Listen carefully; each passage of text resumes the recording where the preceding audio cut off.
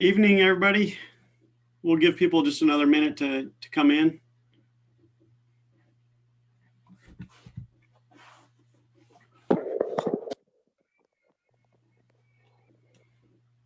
Hey, Sean. Hey, everybody. Give people just one more minute.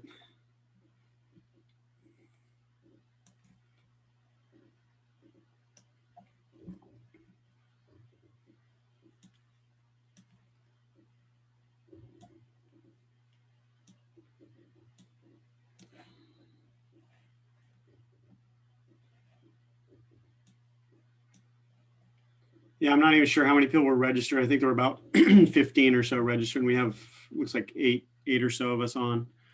All right, so we'll go ahead and get started. Instead of going over the slides that I sent out, which is kind of granular detail, what I've done is over the last couple of weeks, I've been working on pulling together everything to kind of have a 40,000 foot view. I've actually already presented it a couple of times, and I will be presenting it to Rob DiMartini tomorrow, and then I'm talking to Jim Miller on Thursday. So making sure that this is completely flushed out and that everybody's okay with it is a good thing, before I shove my foot in my mouth, which I've been known to do over the years. So what I'm going to do is I'm going to share the slideshow, and we'll just kind of go through it. I presented it this morning to People for Bikes, to Kat, and it took about 15 minutes to go through it. But we'll just kind of go through slide by slide. So can everybody see the slide deck? Yes, no? Okay, great. And make sure to, voice your opinion as we go through. And I cannot see the chat box now, so if somebody can be monitoring that and bring up anything important, that'd be great. So the first thing is, and this came out of a discussion that I had with Joe Harris, was when I went, and he's part of the Outerline group that did the ROFR report. And part of what we started discussing was the idea that we're no longer talking about just cycling as a sport. We're actually talking about trying to build out a lifestyle, and that this represents a real cultural shift for our sport. So that kind of language came really direct out of those discussions. And you're going to see why in a minute. And most of us live the lifestyle already, so it's something pretty ingrained with us. And from the perspective of the work that we've done, this is really a community-wide endeavor, and it's brought together our knowledge and passion to try to build things out in a sustainable and scalable way. And the working group that we actually have is actually fairly large, not just people who have been on the calls, but people that have interacted with me one-on-one and provided feedback and other types of material. And so it's good. I mean, we've had a lot of good input. So I just describe what the difference is between a sport, which is, really a contest of competition or something that's done for enjoyment, versus a lifestyle, which is a way of life. And then, these two critical slides, which I've shown many times already, really illustrates that we have a very large and complex ecosystem. And when you break it down and you start talking about the things that people do, is that from an organizational perspective, the entities tend to silo themselves off and they don't really communicate very well. A really critical piece of this puzzle, though, is as coaches, part of our role is to work on behalf of our clients, in this case, youth and their families, to help them find the things that are enjoyable to them and that they have successes in the sport, which means that we actually have to understand the ecosystem and we have to understand how to navigate between those individual silos. And so we act as the shepherd or the guide to allow that to happen. This part, I'm not sure how it fits in, if it's correct or not. It's some data that Randy Warren and I did in 2017, where we were able to get data out of Strava Metro for four key counties around the country that have pretty high racing populations and cycling populations. And what we found is that when you compare this to US Census, you end up with 1 to 2% of all people have actually Strava accounts. 1 to 2% of those people actually have Usac licenses, and this represents 1 in 10,000 people actually have a racing license. And so that kind of gives us a gross demographic picture for our sport.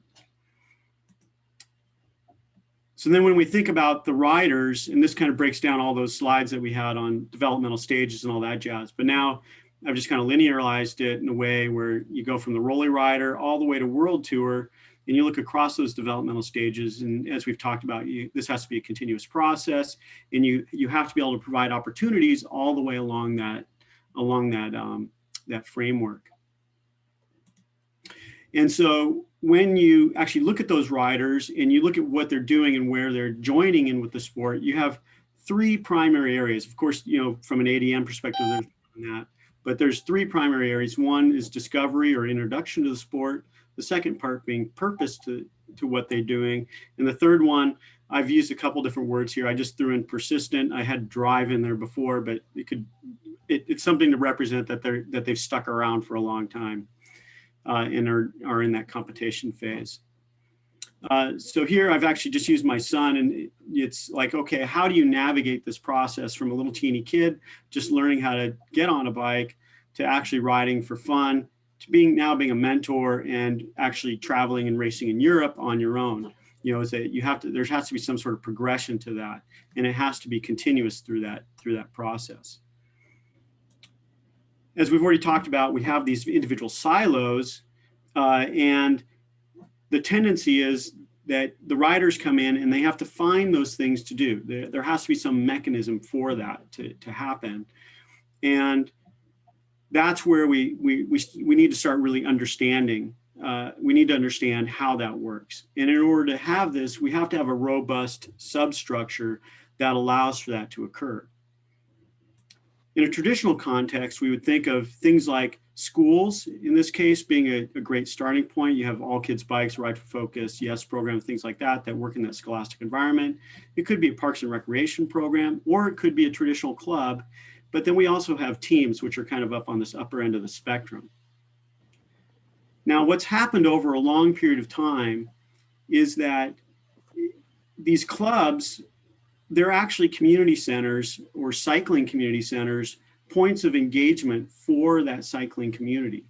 And at one point in time, they were extremely robust, and they really allowed people to learn and grow in the sport. What's happened over time, though, is that that system has become eroded. And that erosion actually removes a key component of the ecosystem that allowed or facilitated the riders to actually move through this continuous process. And you can see I actually left a gap here, and that gap is on purpose to illustrate that, that we have a disconnect in terms of things that are available for people to do in ways of getting there. So moving forward into the future, we need to rebuild this structure, starting with the clubs, but we also need a robust rider curriculum and coaching curriculum. Randy Warren has actually been working with SRAM for the last year and a half to really understand the club structure in the United States and to develop a comprehensive toolkit that can help that piece of the puzzle. I haven't seen the actual toolkit yet, but when I talked with him the other day, it sounds like it's pretty good, and it sounds like it's really going to fill that niche. And he has a little bit of rider curriculum built into it, but it's not as comprehensive as we need. And he really pointed that out himself.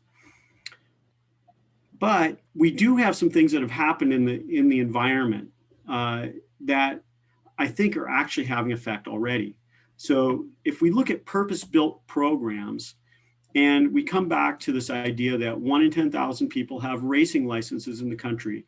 What I did is I actually used the USAC databases and did tracing of key programs over periods of time to see what changes in implementation of a purpose-built program can actually have on an environment. This is in a local environment in this case, right? So I took Durango Devo with a population of 18,000, and they already had they already had a ratio of 1 to 150. So they're operating at a very high capacity already for USAC licenses. And their club was founded in 2006.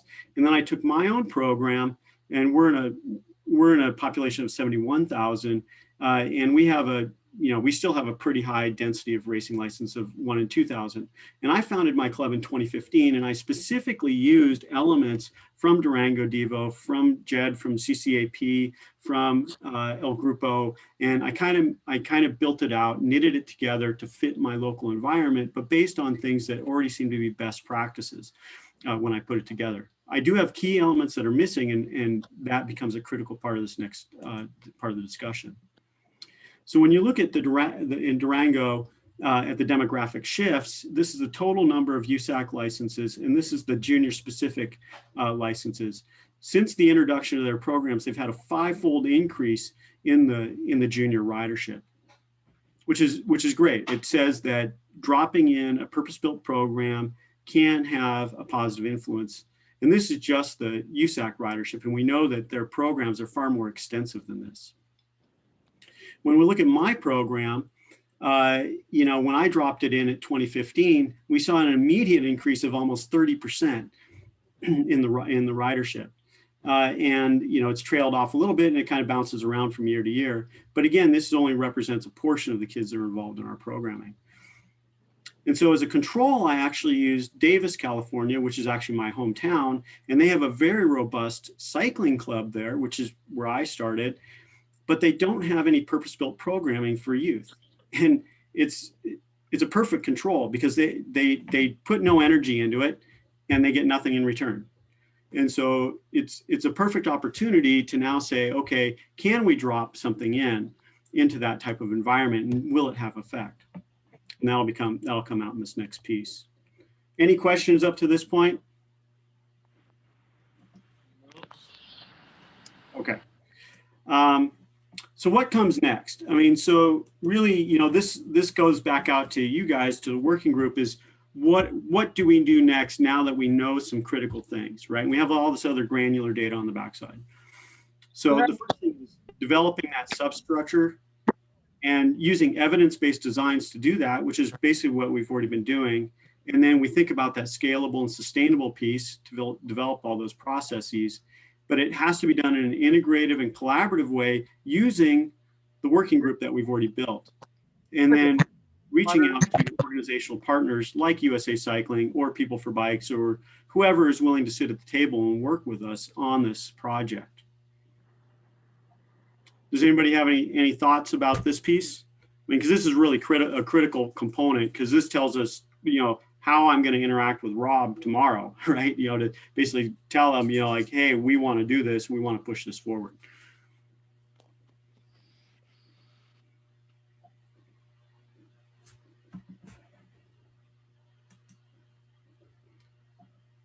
Any thoughts? Any thoughts at all? I mean, I have talked to a couple of people offline that basically say that, that this is the path to follow.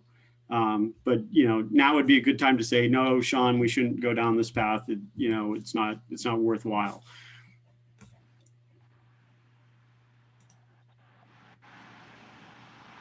Okay, hearing nothing, we'll move forward. So, the way I was going to put it is that we have this very diverse and inclusive working group already that people can easily be added to it to fill out any components that we don't necessarily understand properly, as opposed to allowing a more centrist approach, which is the way USA Cycling has acted in the past.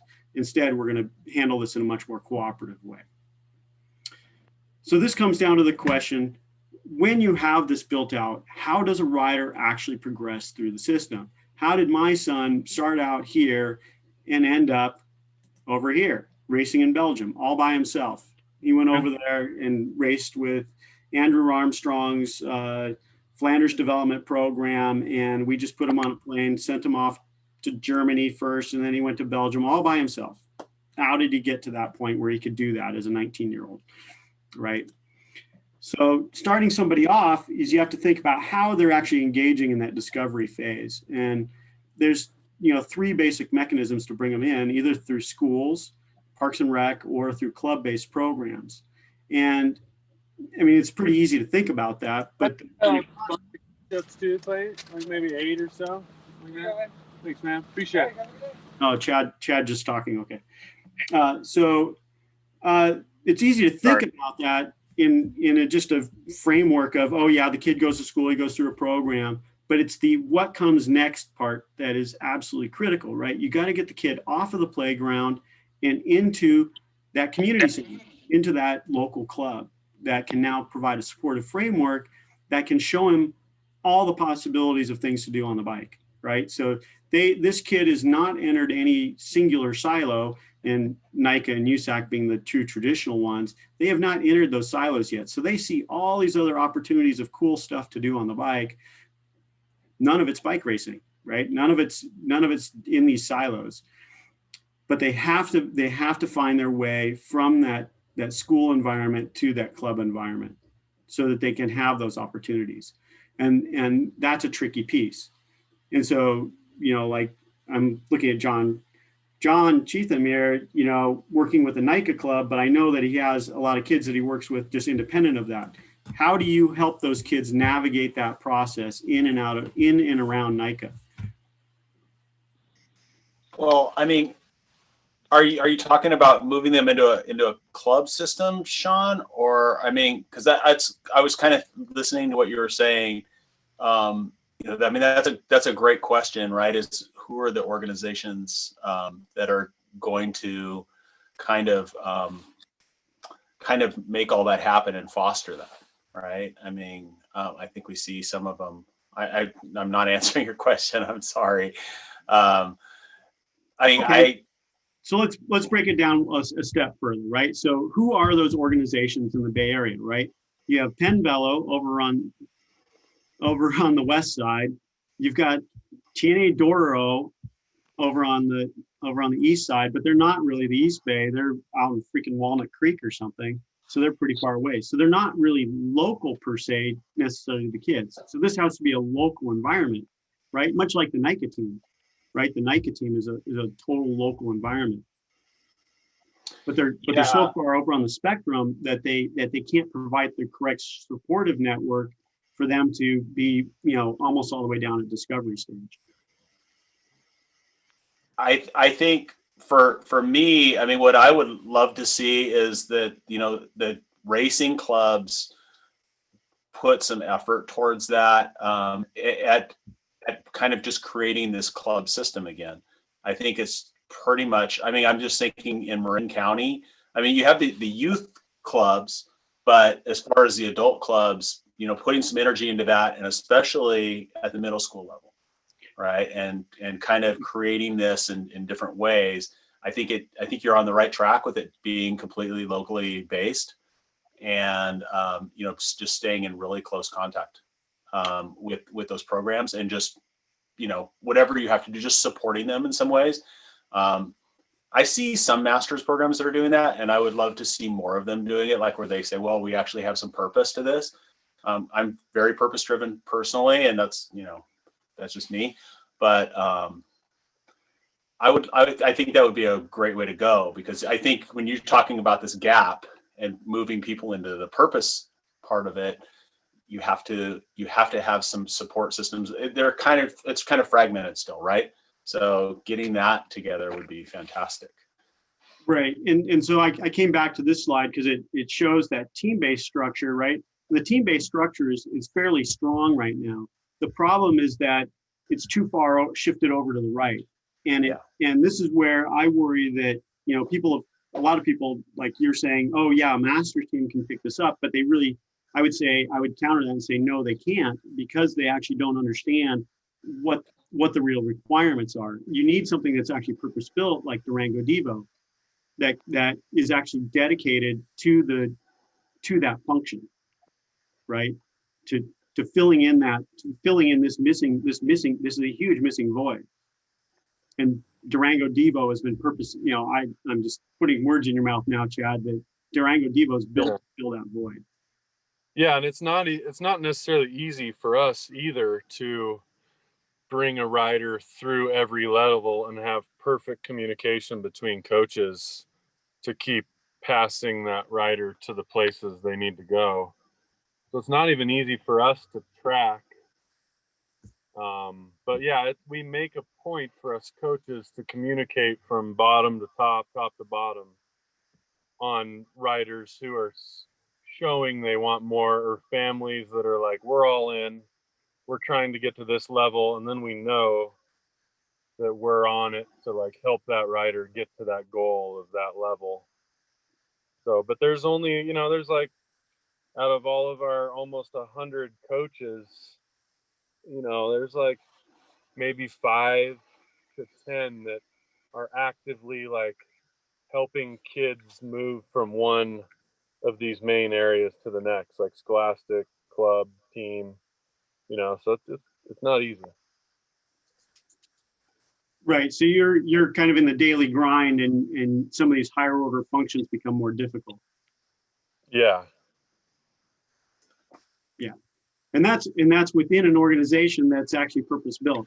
And now let's step away from that to like John's NICA club that he works with, and now you're trying to find something that's in the environment that may or may not exist. Well, just a kind of a little bit as an example. So Oakland Evo was formed. Basically, they followed Durango Devo, right? Morgan has talked to him about, I know they've talked to you guys a lot, and a lot of modeling around that. They have like 100 kids now in maybe 3 years of being together. And then and this is all middle school. So what they call Devo is simply middle school, like I believe it's 5th or 6th grade, definitely 6th grade up. And then those are pushing them into the high schools. And now there's another Devo organization that has about 100 kids. So, and what we're saying of that is simply, you know, we're calling Devo is just middle school kids, right? That are kind of outside of NICA still, and moving them into that. Now, that's just 2 examples over in the East Bay. I know where I live now in Marin County, they have a little tiny middle school league, and then they have these tiny little middle school teams. It just seems, I wanted to say, you know, well, part of it when I mentioned the Masters thing is that, especially in the East Bay, those teams, there's a couple of Masters teams there that are kind of lending support. I didn't really necessarily mean that they were going to be the mentors and the coaches and everything, but more that they're creating a structure, and they're generally like parents of those schools, and they can go in and go, hey, we'd like to do this, blah, blah, blah. You know, does that make a little more sense? That makes some sense. Yeah. So, you know, along with this, and going back to the slide of kind of showing the progression, so you have a kid that's kind of coming up to the edge of this purpose stage, right? They're trying to make that grand leap from basically riding around on the playground to now, you know, a coach actually saying, hey, why don't you go actually do this task, right? And from there, you know, that's where that club structure is absolutely critical, right? In being able to have that nurturing environment to be able to bring them across to this next edge where they have to make another critical decision before they're going to move forward into some sort of competition phase, right? And the best way it was put to me by somebody I talked to the other night was, it's testing, right? That's all it is you've gone from something that's basically self-fulfillment to actually being externally tested is the environment that you're creating by putting them into competition.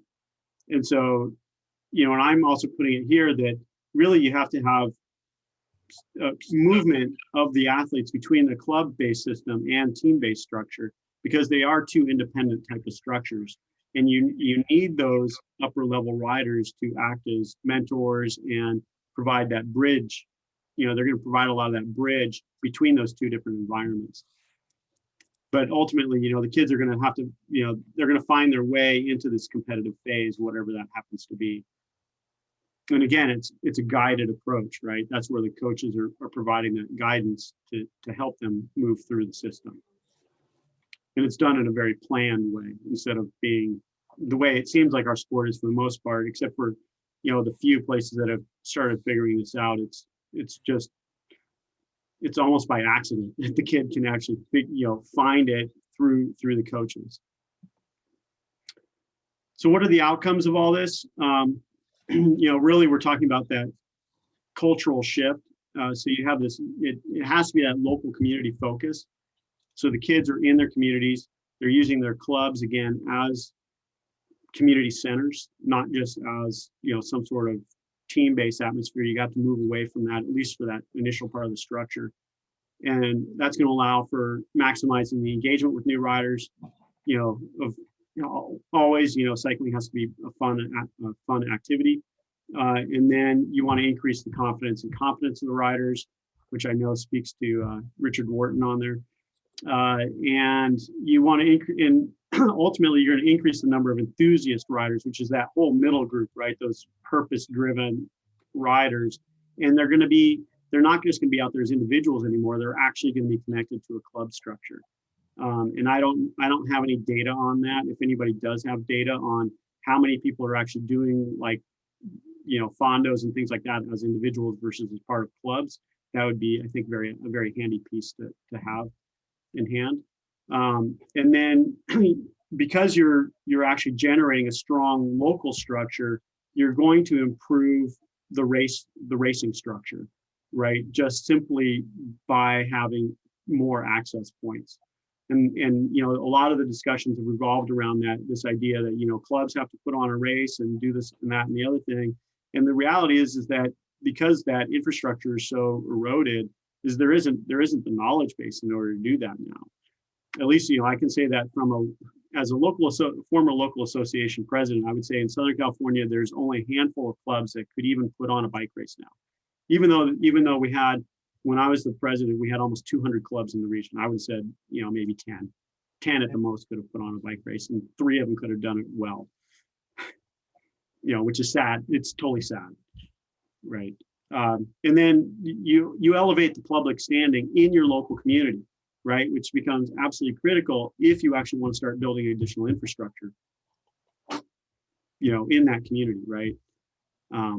So those are the real gains. And then what do we all gain just from a more global context? We end up with evidence-based designs for the programming that we're putting together, as opposed to just kind of shooting from the hip. I mean, I would say a lot of the stuff I do is just shooting from the hip and hoping that it works. And if it doesn't work, I just toss it aside and move on to something else. But that's not a super productive way of doing things. Having an evidence-based design with goal-driven approaches, and then we have objective ways of actually measuring things as part of this. And then we can actually build that robust substructure. And I do have data that really suggests that these purpose-built programs are working. So this is new ridership. This is Usac riders from 2007. And you can see this kind of bell-shaped curve, and most of them were 30 pluses. That was that kind of golden age of talking about, oh, we need more masters riders and all that jazz, right? But in 2019, it was completely skewed over juniors. So, and here's the peak for the junior ages. I mean, this is an issue here, in terms of no U23s coming in. And you still have some masters riders, but it's being dwarfed by the junior populations. And I think this is a direct result of the enhancements in things like Durango Devo, CCAP, Boulder, and the other purpose-built programs. I actually have the data in hand to be able to go and get that granular information to be able to draw out exactly which programs and where this is happening on a geographical scale across the country. But we just haven't gotten to those pieces yet. They're a little bit, they're more labor intensive. This is fairly quick for us to do. So it's just that the growth is related to those systematic approaches. And what I'm going to take to Rob is that within 3 to 5 years, we could see an increase in Category 2 riders, and actually Category 2 riders that Jim Miller would want, because they're going to be younger, up to 30% increase. And it's directly reflected in those new licenses. And then we're going to have an increase in community inclusion, especially since we're working at the local communities. And that's going to be a wider cross section of USAC regions, because we can actually we can know exactly where to make the penetration points. And then for those of you out there who I know there are many, we're going to have a renewed commitment to coaching, because you're not only going to be a valued servant, but you're actually going to be formally engaged in the entire process. And that's something Usac has done a poor job with over the years in terms of engaging with the coaches. What do I want to ask from Usac? Ideally, we want money from them, but they don't really have much left. But at the very least, we can get a partnership with them, and they can provide infrastructure and be supportive of what we do, and actually provide us access points for different clubs and things like that. In terms of how we actually do this implementation, over the next couple of years, certainly I can do things within my own club, and I'm already instituting them now to actually build on the successes that we've had and do some of the conversion points that would make us look more like Durango Devo. Actually, just to be honest, right? That's basically what we're doing, is we're going to convert and become more like Durango Devo. We're going to be a professionally run organization in charge for everything. And the expectation is that we'll grow. I also want to go into the Davis Bike Club because I know that just based on my knowledge of the community is that every kid is actually at what you would consider ADM2 now. Every kid in town rides a bike going to school. It's unlike most places around the country. And so all the Davis Bike Club has to do is put in a formal program specifically to get those kids off of the city streets and going and doing something a little bit more. And I think from that alone will allow them to grow at a massive rate, and you'll see a lot of them enter competition from there. And then the third piece is to actually generate a de novo club in a naive environment. And that'll be a real test of the types of things that we can put together and whether or not this is something that's really scalable. So that's what I got. Any other comments?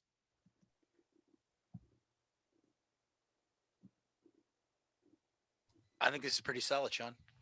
Yeah, I was going to say, nice work, man. Okay, it's not me just blowing smoke here. No.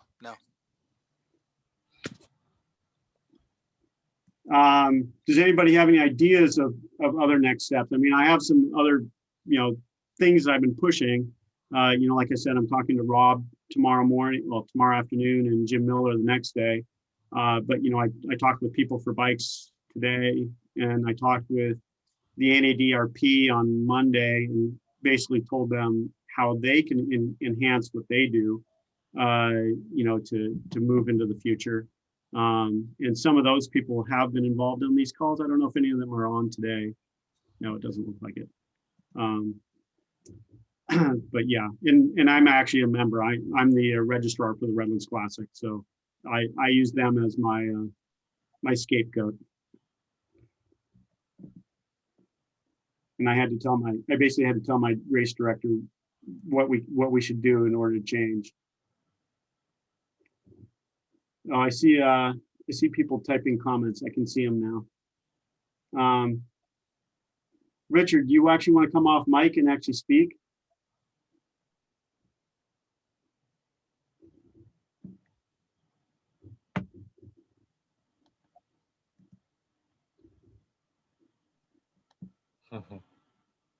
Still can't hear you, Richard.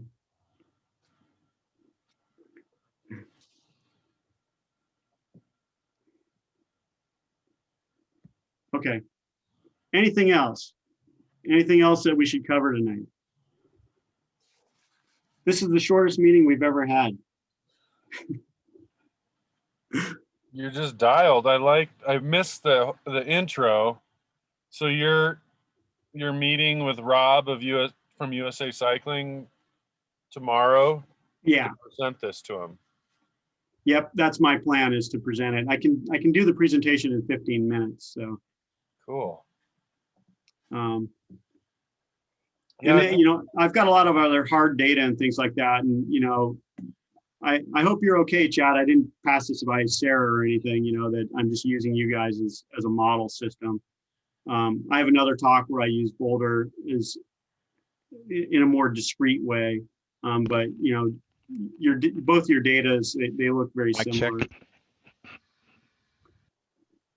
I couldn't generate anything for CCAP because you guys are too spread out, and I was using the city as my I had to use the city or the zip code to do my delineation to get my statistics. Yeah, that's fine. I mean, if you need it down the road, I can give you all of our data. I keep it on hand for sponsor pitches and for the board. So I can just send you our deck. Oh, excellent. Excellent. Thank you. Yeah. Yeah, I'm trying to work with USA Cycling now to get an okay to actually publish this. I want to publish all the demographic data in a peer reviewed journal. And then I would also like to be able to take the pieces that we've just worked on and put that together as a secondary publication. Kristen, it's extremely difficult to get a hold of, but I was going to seek her input before going forward with that piece. But the demographics are fairly easy. And my son is actually he's a sophomore up at Cal Poly SLO, and he's a geography major, and they're actually starting to tear into some of the stuff, looking at gender and gender equity issues and some of that jazz. And as you can imagine, there's a lot of data embedded in this at a national level. That might be a good call out on your 2019 demographic slide, to pull up the ratio of boys to girls in that spread. Let's see, where's that? In this one? Yeah. I didn't put it on this one. I have it on another slide. Hold on. I'll have to open that deck. So I presented this data for the coaching summit as a case for community-based programs, right? You can't see it. Hold on. I'll have to reshare my screen. So this is the other deck where all that data came from. So I have a demographics and cycling piece. This is already exists as a, can you see this? Yeah. Oh, Yep. Now it's gone.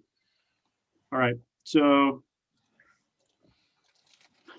there's a lot of other data embedded in here. So a key piece that's worth mentioning is we fail to retain riders. We only have about a 10% retention over 3 years. And that it points to that we're not selling what people want to buy, basically, is an easy way to put it.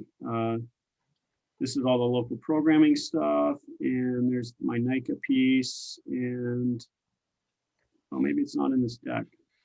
I thought it was.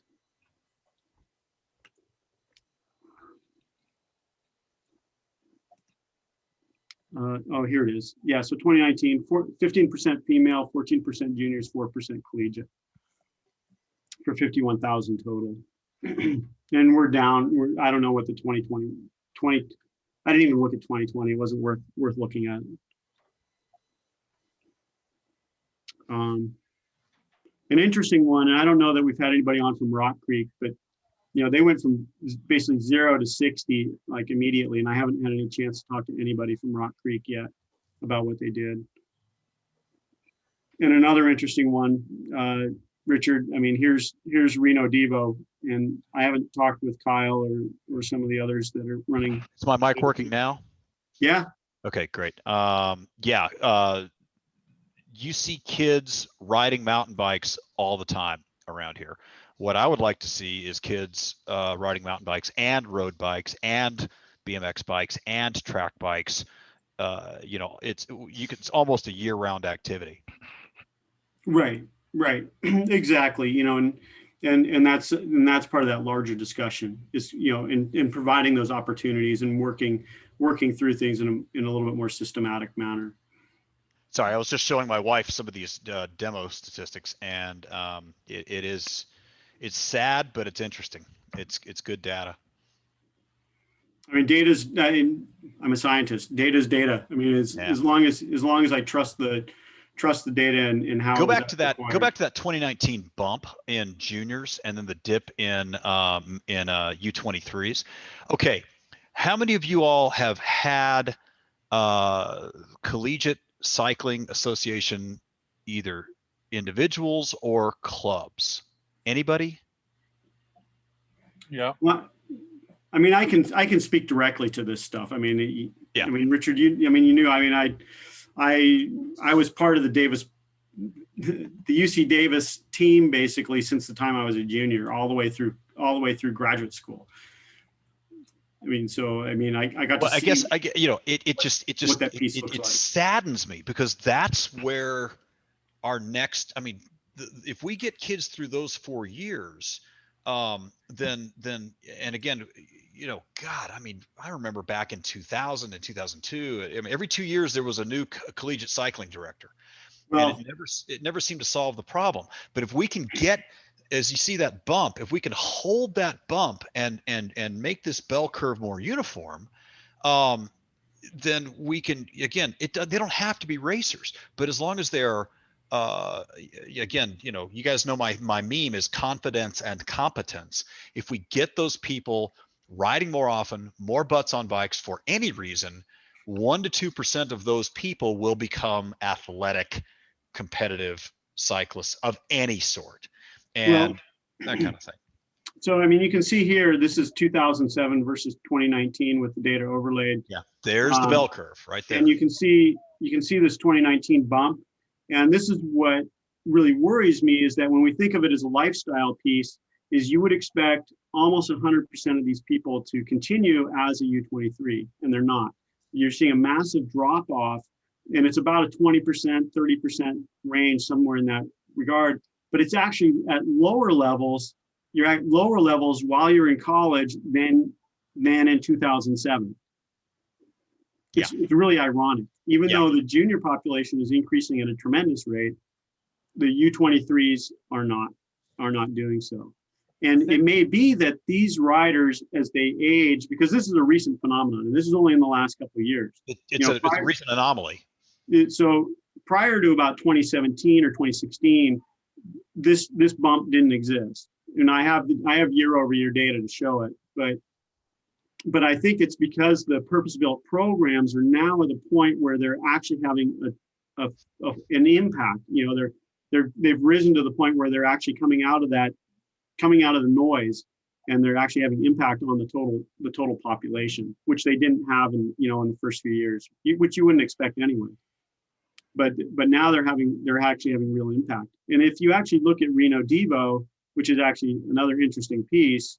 So if you look at the Reno numbers, it's right there. And you look 26. So here you can see what the total racing population is in Reno, and it's actually huge. I mean, you have a huge number of licensed riders there.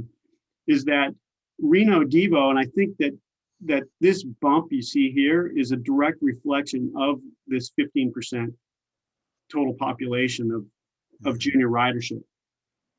Is that now it's having an actual impact on total ridership in the region. I mean, now you're at 200 riders in Reno, 200 licensed riders. Well, I mean, I lived in Reno for 6 years. We didn't have that. I mean, there was a solid club system in Reno when I was there, but it wasn't anything like this.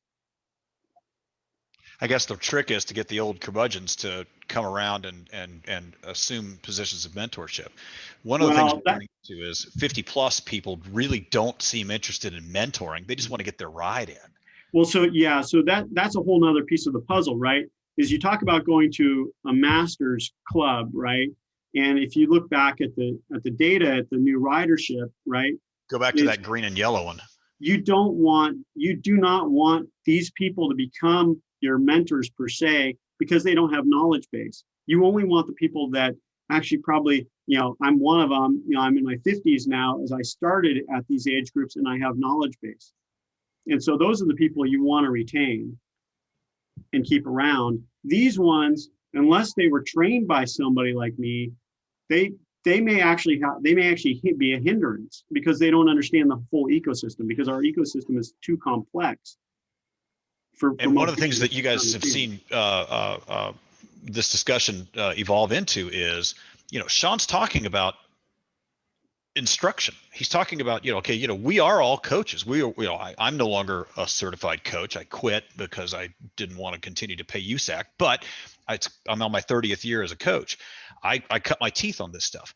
If we can take some certification program, I don't know what it would be, whether it's the take-home 1-hour test or with 100 questions, or whether it's giving people a weekend, almost like the first level of officials or something along those lines, something in between. I don't know. But if we give them a cert, if we give them a title, if we give them a degree of authority and protection through insurance, then we can expand the base of coaches and instructors, regardless of the title or the license.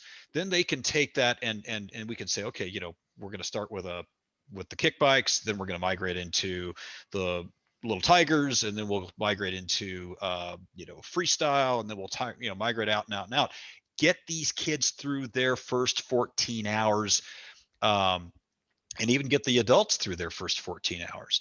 That is where you get the higher retention rates. There's a big gap between people that buy a bike, take a single ride and put it in the garage, and people that make the leap to 12 to 14 hours of activity inside the first year of ownership. If they get to that 14th hour, their retention rate is over 90%.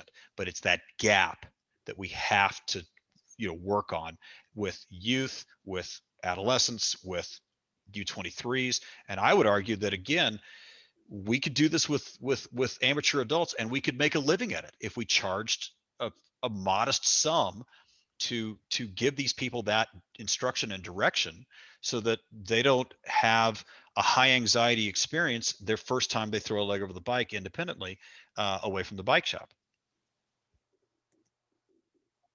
Chad, are you still there? Or is he gone? Looks like he's gone. I mean, because that's basically what Durango Devo does, right? I mean, they have introductory programming, and you pay for it, and they have paid coaches that do that kind of jazz, and they have high infrastructure. Jed, are you guys working into that pathway? Yeah, we are actually. I had a call with Jim and Kelsey and Mari a couple of weeks ago, and we spent a good amount of the time. We were mainly talking about the Let's Ride focus, or Let's Ride camps, but we leaned hard into the CEU conundrum that we have now with our coaches, and how we would like to self-certify, because we don't really see any value in the USA Cycling coaching program. And they admitted that it needs a rework. It needs to be a little bit more instructor driven. I mentioned how we're borrowing some elements from the PCA, the Positive Coaching Alliance, and from our own materials that we've developed, because USA Cycling just hasn't done it. I don't remember a time when they did. So I think our organization, this collective of us, we could certainly build a better program, I think, than Usac will. Right. I mean, that's something that, I've always had in the back of my mind. And, how hard was Jim pushing back against that? I sort of got some non-answers from him, Okay. which told me that we're just going to continue doing what we're doing with or without Usac. We're still going to be a Usac focused program, but our coaching business is not the same as theirs. Right. And right. we agreed on that. Yeah. Yeah. And based on, discussions with, and actually I went through Sarah's Secret Sauce seminar series, a couple of months ago or whatever. And, it's very clear that, Durango Devo, they've got their own coaching certification program, basically, as does Boulder Junior, right? I mean, and that was where, some of the synthesis of this, saying, okay, if we're going to develop that substructure, let me just go back to it. So now we're getting kind of off in the weeds a little bit, and it kind of, and it helps me because it says, yes, when I talk with Rob and I say, as a group, this is what we're going to do, right? We're going to develop that new coaching structure that we need, that everybody's crying for, and we're going to try to do it in a systematic way that allows us all to succeed, instead of, there's no reason for 4 or 5 of us to generate all this stuff by ourselves. It's a waste of time and effort. It's better for us to generate, one common textbook, basically, that we all use. So when you look at this piece, that coaching curriculum, and I talked with a friend of Freddie's the other night, who's actually does sports analytics and does this stuff. And he basically said, we're on track, but what needs to be done first is you need that full rider curriculum. And you could probably do it piecemeal too, right? And start with a specific subset, and develop the rider curriculum, and then you design the coaching education piece that rides on top of it. And I actually talked with Bruce Martins just a little while ago. He can't be here tonight, and he was saying that basically for mountain biking that a lot of this already exists, which that means that we don't have to do that piece. If somebody already has that, and it could be licensed in some way instead of having to always bring in somebody and pay them a boatload of money. If there's a way to license it so that now these clubs and teams can gain better access to that information, that makes it a lot better for us as a group. But in this case, it's just generating that rider continual curriculum piece and the coaching curriculum, and it can be in the various domains. And I as an academic, I think of them as textbook chapters, right? You have a chapter on push bikes, it's probably pretty short. You have something that's dedicated to commuting or whatever. I'm just looking at my slide, and that piece, a lot of it comes from from the LCI and Cycling Slavi type stuff, and that gets combined into that rider curriculum piece and the coaching education piece, because and this is this is my personal bias now, is that this needs to be taught by the local club, by the local coaches that work with the kids on a daily basis. And it needs to be done in a way that's fun for the kids. Not as I even tell, the Cycling Savvy instructors we've worked with that, I feel like I want to poke my eyes out at the end of one of your workshops that lasts all day, because it's boring. Sorry, I went on too long there. Did that answer the question, Jed? Yeah, it did. Thanks. Also, Chad, you're back on. Great. So, the discussion now has gone over to actually developing our own coaching curriculum. And Jed was talking about how he spoke with Jim Miller and some other folks over at USA Cycling about that piece and them designing their own. But I know that you guys have your own coaching curriculum already too. Yeah, it's been years in the making, and it evolves every year, but it's basically just to keep the language similar in our own town so we can, be easier communicative with all of our coaches. Yeah. Right, and that's an interesting piece, because that came up a few weeks ago, and Tana Ball was talking about it, and she's an educator. Is that it almost seems like in terms of designing the language piece, is that bringing stuff out of the scholastic space, or even working directly with somebody that's an educator for youth, which I'm not. I work with graduate students and some undergrads. That's about it. Working with high school students is like not very often, but when the ones that come to me are usually working at a higher level. But that we choose vernacular that they would be using in the classroom, and so there would be continuity between what's going on in the classroom and what we're doing out on basically on the playing field. And that's going to help us be able to have a greater continuity between all these individual pieces. Yeah, and a lot of our curriculum too is, those lower levels, that scholastic all the way down. It's more of like how to be a teacher and a leader and a motivator. It's not at all about how to brake or how to jump.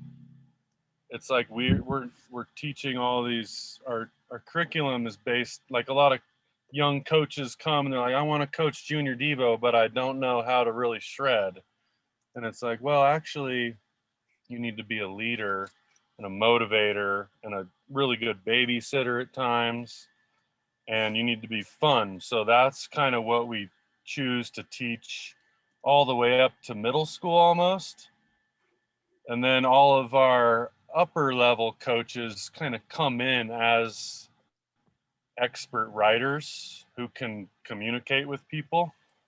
Those are the ones that usually last long. They're like just passionate writers. So with those ones, we have a little more of the skill stuff, but honestly, not so much with mountain biking. It's more of like how to not get in trouble for riding on the grass, where to build a jump, where not to build a jump. So it's like how to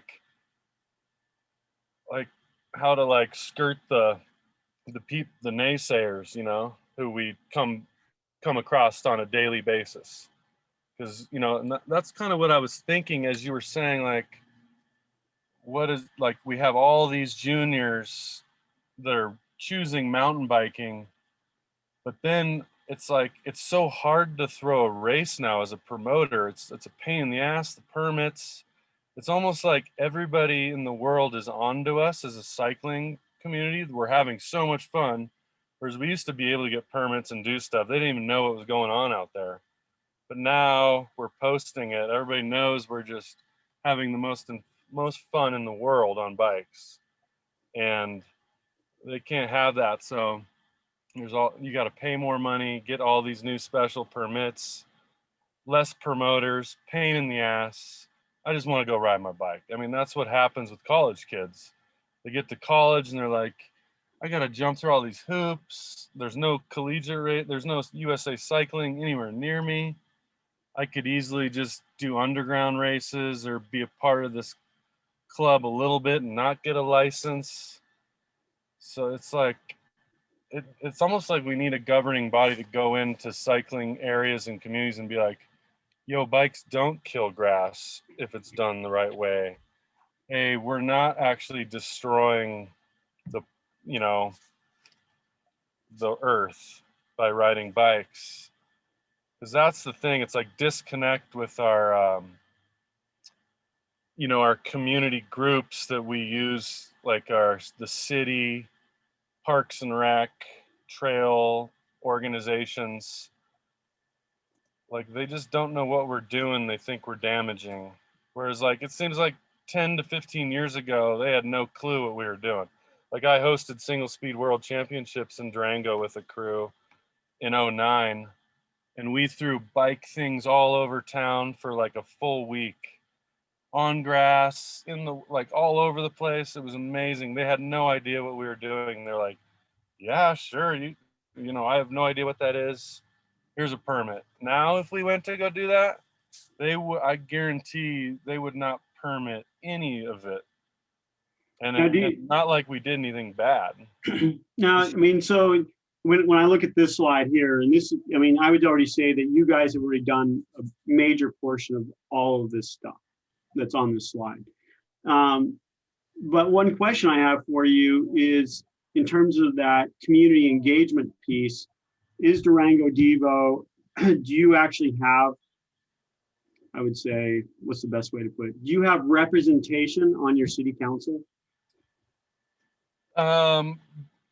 Ish, but not like, I mean, we have parents of Devos that are on city council. We have super fans on city council, the mayor, super fans. Like, we have total fans, but it's all like, I'm just babbling here, but I was kind of like, it's like every community needs a cycling mayor who works with all those people and really pushes it. Whereas us people on the ground and doing these bike programs, we don't make crap. I mean, I'm a peasant. I don't make any money. I mean, I live like a king, but I don't make anything.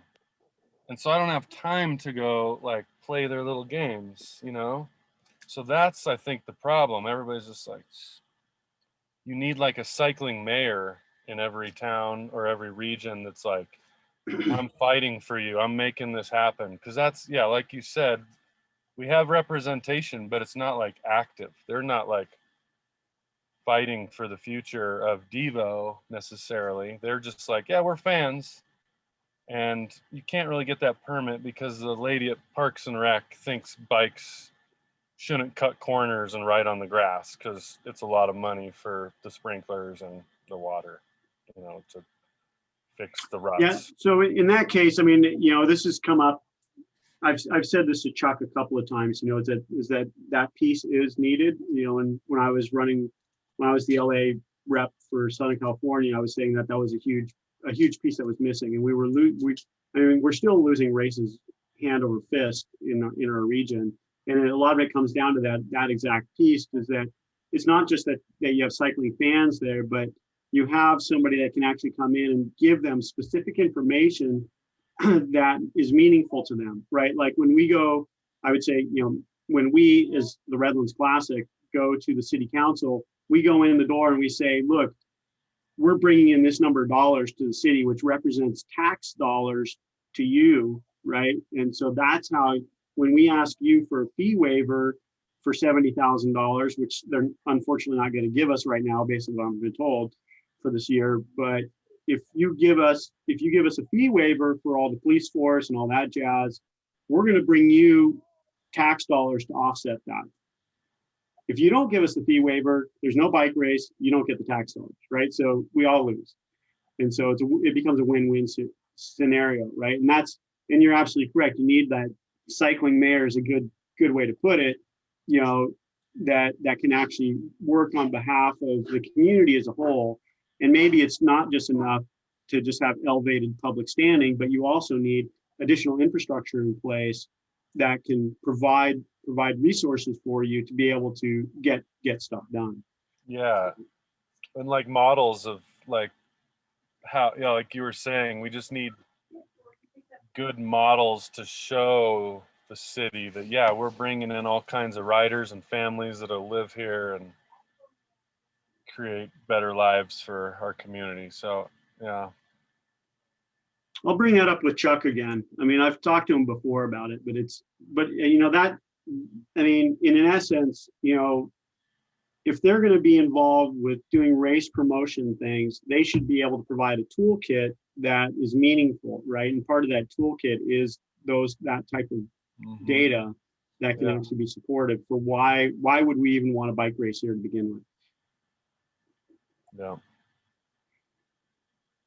I mean, that's a whole nother piece to this puzzle that I didn't even include in this conversation, which is the events, right? Because I mean, you do need the events, especially when you get up to, when you're up in here in this purpose stage and out here, you're really talking about event structures are part of that driving force, right? As a coach, I'm getting somebody ready to do an event. They're going to go do something. They're going to do something cool, something that they enjoy doing. I don't care what it is, but there has to be an event there at the end of it that's meaningful and probably close by based on everything else we've talked about, which is hard, right? Unless you're putting it on yourself, and then that's another drag on you as a club, right? If you're that community clubhouse, right?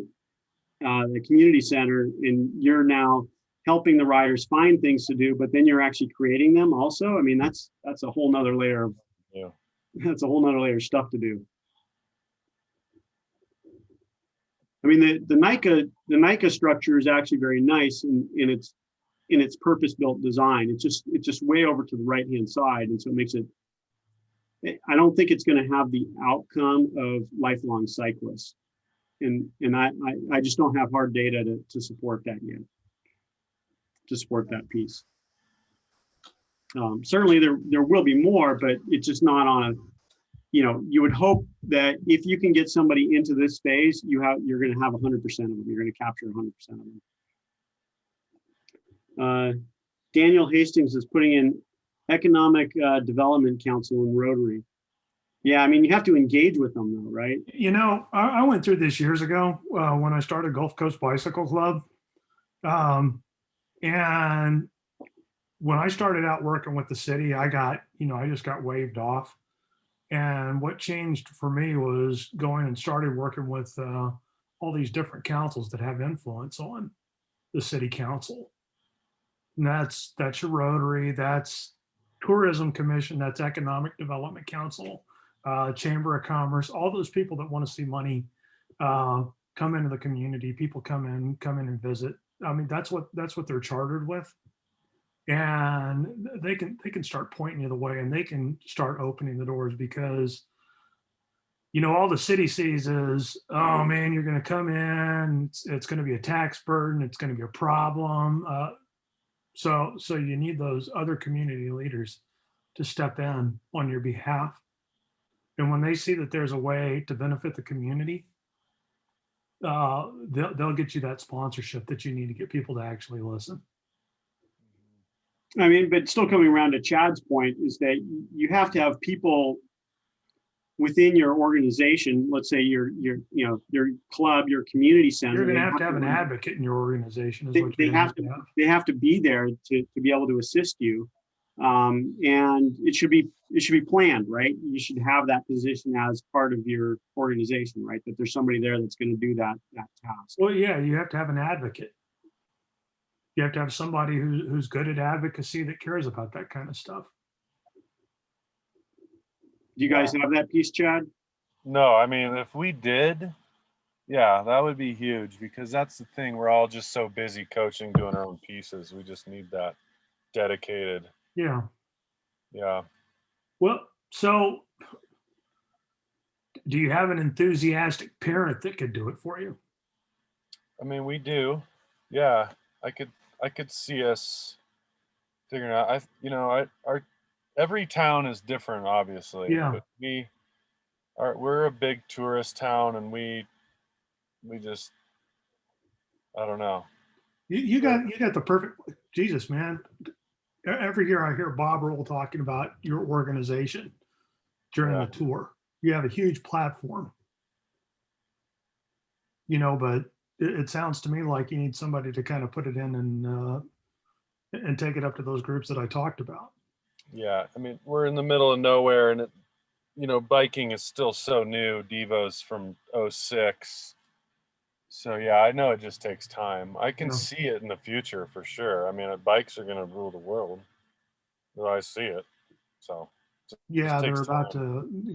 We've got a legislation on the table here in Washington to start doing away with gasoline-powered cars.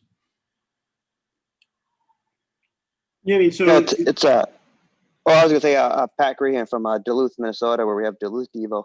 And listening to this conversation, it's funny. We're a little bit the opposite of some of what you all are saying. Where I assume most of you probably don't know much about Duluth, Minnesota, but we're an outdoor town, tourism based, an IMBA gold center for mountain biking. So the town, the mayor, the previous mayor, the local mountain bike advocacy group, the whole city is on board. Tons of tourism dollars come in every year for people to come ride our trails. I think they've built somewhere around 100 miles of single track in the last 10 years, which is awesome, right? The interesting thing is, while everybody's on board, all of the financial resources are going towards building and maintenance of that.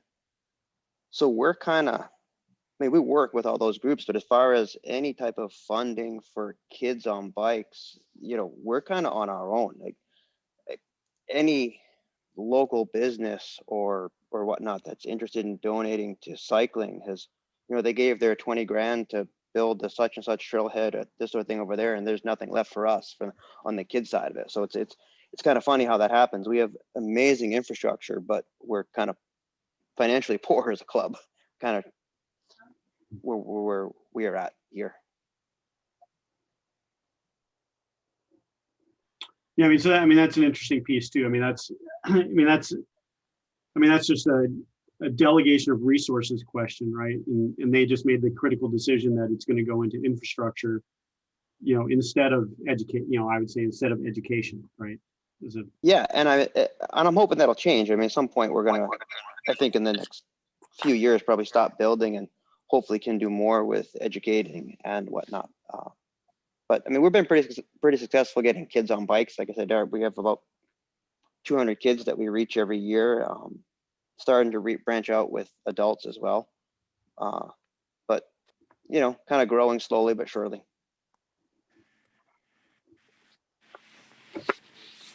Yeah. Are there any other comments or suggestions? Based on the feedback I'm getting, it sounds like I should push on Rob and then push on Jim, that we need to forge a path and take control of our own destiny. Is that? Yeah, I'd agree with that statement. Yes. Okay. I'm happy to go down that path. That doesn't bother me. Basically you become a feeder system. Well, that's Usac. that's the sales point. Yeah. That's the sales pitch to Rob, right? Is that what we develop here is going to be the feeder system for USA Cycling, and it's going to save them money. They Yeah. aren't going to have to pay. They aren't going to have to pay for this directly. All they have to do is provide support for us, and they're going to get the kickbacks for it. Certainly, When we you would say like to be able support, to- when you say support, I know you said financial support, but what does that support look like from them? So financial support would be good. Yeah, they're broke, so. They're broke. So the money's got to come from somewhere else. And, and in talking with Joe Harris, he was talking about trying to go after DOT money. I'm not really hip on DOT because they're more infrastructure based. I'd rather go for Health and Human Services, and I mean, realistically, for somebody like me to work on this, in an academic environment, we're talking about, a 10-year, well, I mean, I need a 2-year grant, and that's what, a $500,000, something in that range, maybe. Depends on how many sites you go into for the glide path. If you only go into a couple sites, it's probably not that bad. But actually pulling this team together, right, of 100 people, and then we need to start paying coaches in the field to actually be doing implementation of this stuff and providing correct feedback. We need to be, I would say we need to be paying each of the clubs money to be involved in the process, right? Whatever that looks like, if it's a per diem or whatever, right? To make sure that everybody's time is covered in some fundamental way, or maybe it can be a donation to the clubs. I don't know what that piece even looks like. But it's a fair amount of money in order to just do the glide path and then a full implementation, right? We're talking about really generating a textbook at that point, which is it's a large endeavor, and it can come out in piecemeal format and be pulled together later on. And a lot of these things actually do exist. Like when I was talking with Bruce Martins, he was basically saying through IMPA or whatever, you actually have a full mountain bike curriculum already. So that stuff is probably pretty good. We just need to take another look at it to make sure, take a critical eye on it and see what that piece really looks like and whether or not it has any holes.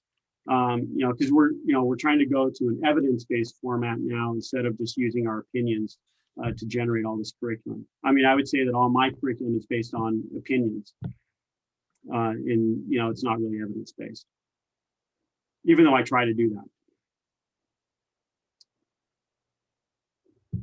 Did that answer your question, Daniel? Kind of, well, yeah, I think so. I just kind of, if you're sitting back and you're presenting to me, then it's, the big question I have is what is your next step? What is it you want me to do for you? Right.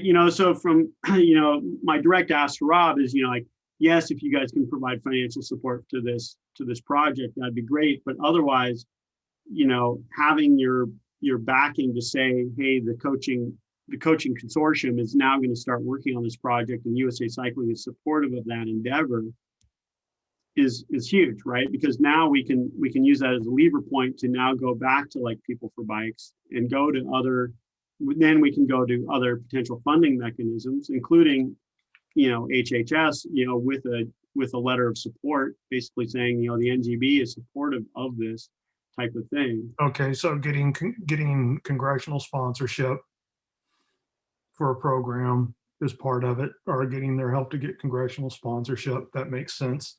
The other one, basically what you're asking him to do is run interference. To some extent, yeah. I mean, because, I would say that his team would be too small and too ineffective. They have too many other things to do to even worry about this task. This task is too big for them. Takes them 4 or 5 days to answer a simple email, man. Took them 3 months to just put together the Let's Ride camp, and I looked over them. I only skimmed the materials. I haven't had a chance to really sit down and look at them. But that should have been something that should have taken like a day. And I Would you look to them to also, who would you look to create the repository of best practices? I mean, that's a good question. In talking with Randy Warren, he's working with SRAM now on that club piece, and the slide's still up. He's working on that club piece, which is a critical component And they're talking about generating the 501c3 to hold that piece. The other option would be to like work with the league. I didn't put the league on here, as another blue bar, but they cover all the way over, they cover from basically Trip for Kids all the way over through to like Fondos, is kind of their bandwidth. And so they're actually a reasonable, they could be a reasonable repository. And Randy's going to get me in front of their senior leadership in a couple of weeks after they have their symposium, because they're all busy. But in that case, but I'm not sure that they're the appropriate place either, because they're more of an advocacy organization, right? That does lobbying efforts with Congress and that kind of jazz. So maybe that's not the best place. Maybe we just hold it within the YCA, but I see this as being more comprehensive than just youth. At the end of the day, it's gonna be able to affect all age groups. So it's not really it's a spin-off from the YCA. Maybe it becomes its own 501c3, or maybe it's well combined with the stuff that Randy's doing. And we house it there, right? I mean, the goal really is community ownership, though. I mean, if any one entity owns it, then I think the silos are going to be less apt to buy in, right? That's why I say best practices, not mandates. Right. Yeah, I mean that's the way I'd always looked at it was, we're after trying to generate a best practices document. In this case, it's going to look more like a textbook, by the time we're done, just because of the volume of stuff. The other possibility is somebody like People for Bikes, so if I can get in front of the senior leadership there, which I don't think would be too hard. I mean, Kat, when I talked with Kat this morning, she was like, "Oh my God, this is great," and it really dovetails with what she's trying to do, because I don't know if anybody knows her position, but she's got this youth cycling coalition, which is really what she's trying to do, is bring together Usac, NICA, Trip for Kids, Ride for Focus, All Kids Bikes, and a couple of other, little Bellas and stuff, and actually get them to communicate and start breaking down the barriers between those silos. And, I told her when she was hired, good luck doing that, because that's a very difficult task to get people to work outside their missions.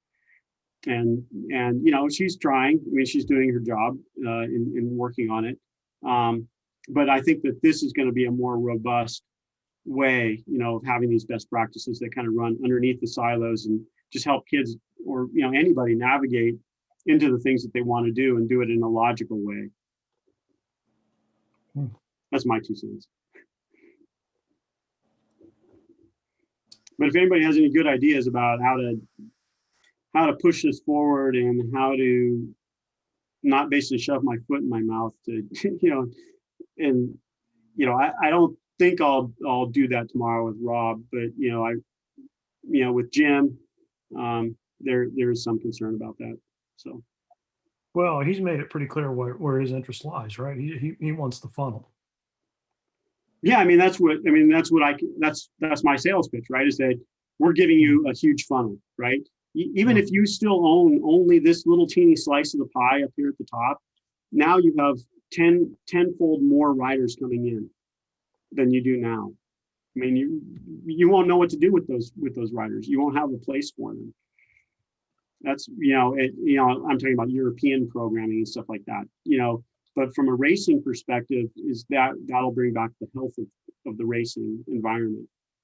But I think the stuff that Chad touched on is a critical piece of that puzzle. That it's not just enough to have increased standing in the community, because clearly Devo has standing in the community. You actually have to have active reach into the government, in order to get stuff done. I mean, we at the Redlands Classic level, we work hard at that piece, and we still have difficulty. And that's a huge part of it. I mean, the chief of police is a personal friend. My kids went to school with the fire chief, and they're friends with other people in the Redlands Classic. Oh, and the fire chief's brother is races, and the head of the Chamber of Commerce is on our senior team. He's a head of marketing. That's the the level of which, and one of the guys that actually runs pieces of the Redlands Classic, is actually on the Yeah. city council, right? And and they love us. But Well, yet you're we gonna have still to, have to. yeah, you have to have that level of support to get that kind of stuff done. So, I And, just- and everybody basically lives in town, right? So we pay tax dollars. well, you do more than pay tax dollars. Tax is good. Every dollar that comes in the communities gets spent 7 times before it goes out. Yep. So you generate a lot of income. It's a very well-known event. Any other grand thoughts before we call it a night? I just wanted to say, first of all, thank you for putting all this on. It's been fantastic to go to the things, but USAC has direct control over or direct influence over the collegiate programs. And, I'm privileged enough I've been coaching for about 10 years. I have all these contacts with all these kids that, I've seen them grow up from the time, they were 15 starting to race or whatever. And unless they're going to Fort Lewis, they hit the collegiate racing and they become more disengaged. And it's such a fantastic opportunity. And I keep going back to that same slide that Richard kind of honed in on too, with the drop off, right? In a couple of years, NICA will be having 35,000 kids racing or participating in their leagues every year.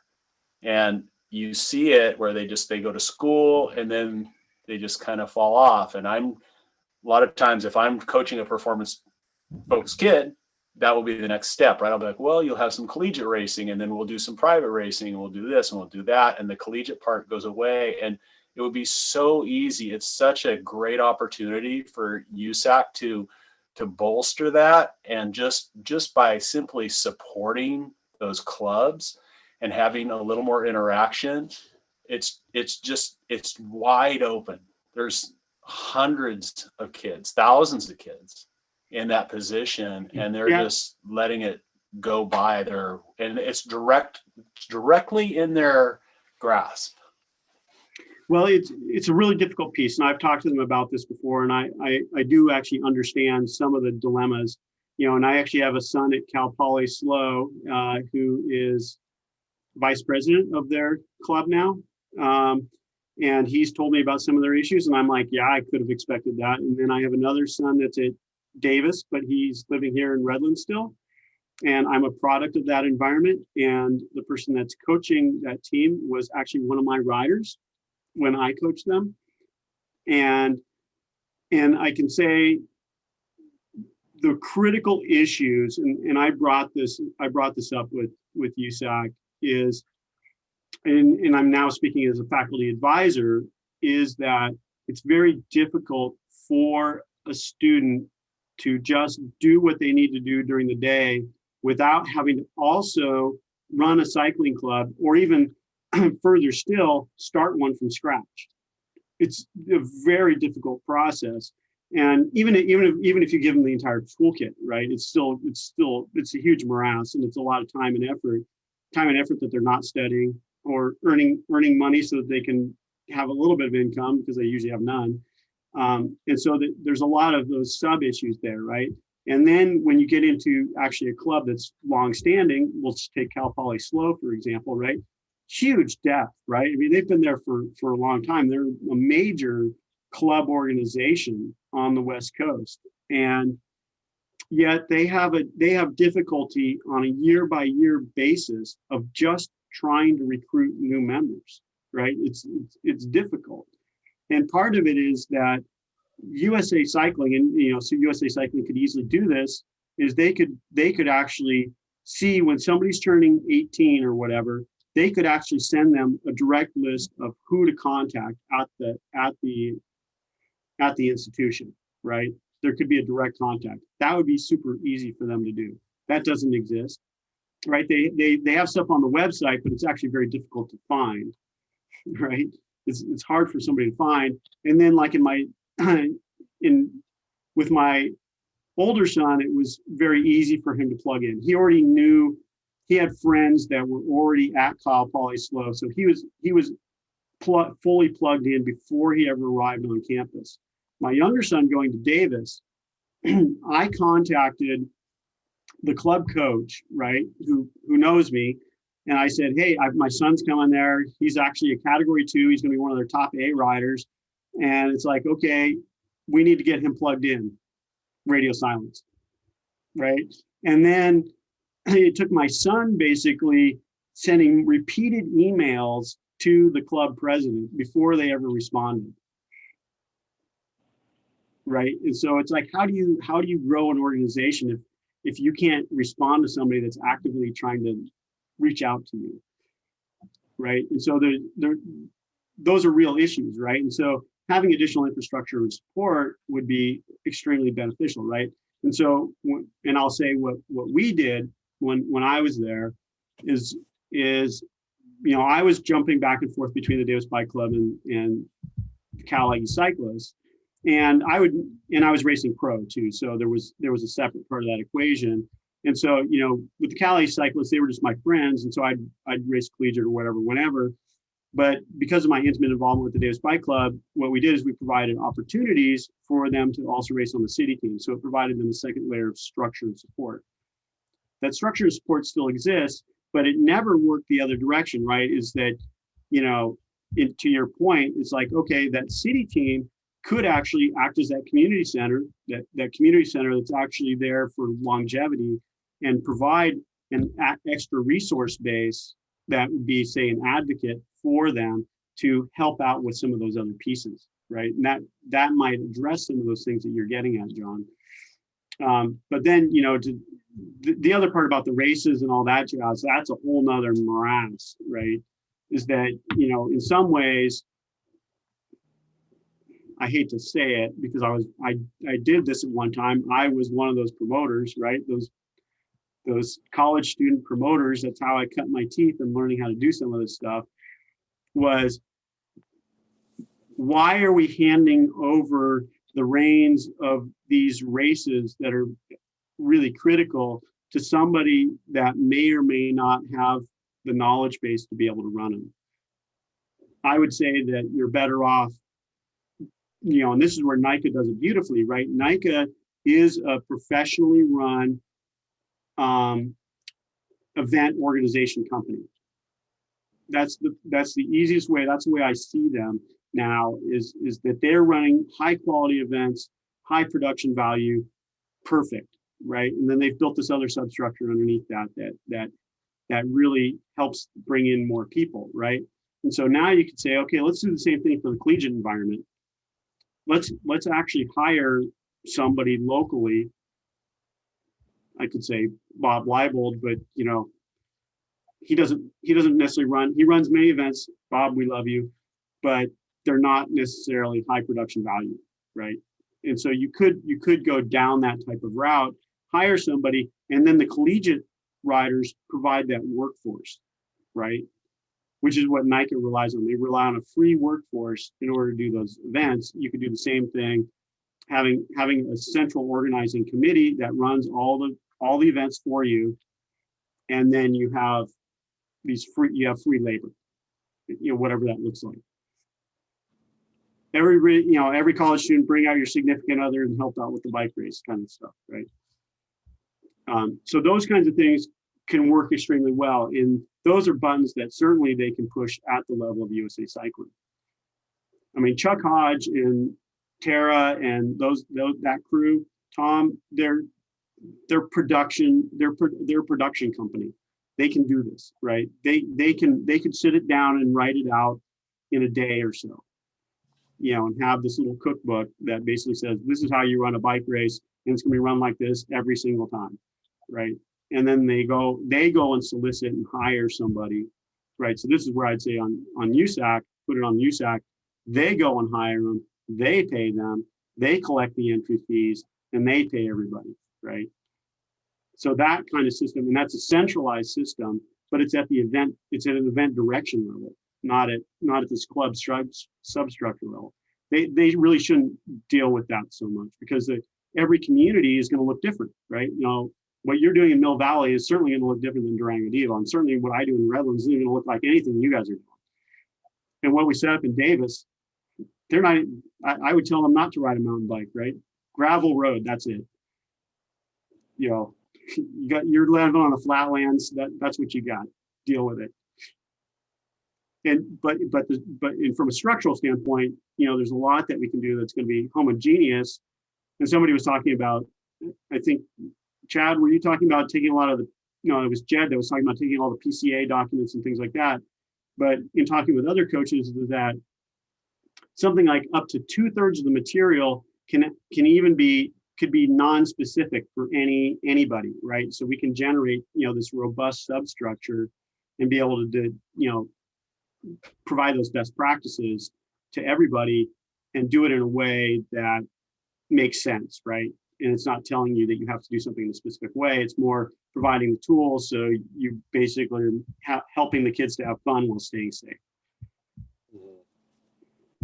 I know that kind of went off the topic of your question there, John. So Sean, That was great. Does YCA have a charter? Yeah, we do. Yeah, we've got bylaws and that kind of jazz. Yeah, we should probably revisit them though. I mean, I still haven't called a meeting. We need to have a yearly meeting. We haven't done that. You know, trying to just deal with this stuff has been enough. And this is, I got that. What I'm wondering is, has USAC signed off on the charter? well, they've had members on our committee. Well, yeah, I know that. So, Well, I mean, what are they going to sign off on? I mean, It's an independent 501c3, right? yeah. They know we exist. Our members are, you know, we're trustees, actually. Our trustees Yeah. permeate the business. I mean, you know, a lot of us hold positions in local associations. We run clubs, you know, that are USAC affiliated. We have people that run NICA organizations. You know, the goal is to be cross-cutting, and, you know, and work in that best practices space so that we can maintain ourselves in a autonomous way and be agnostic. Much like, you know, kind of like People for Bikes, but, you know, in some ways I would almost say we're a coaching union is ultimately what we'll become, right? You know, because when I go and say to Rob, it's like the coaching group is saying to do this. Now I'm acting as the coach, you know, well, I am the coach representative to the Road Sport Committee for USA Cycling members, and I'm going to be speaking with part of that hat on, but the other hat is going to be basically saying, you know, this other coaching group that we've put together is saying to do this.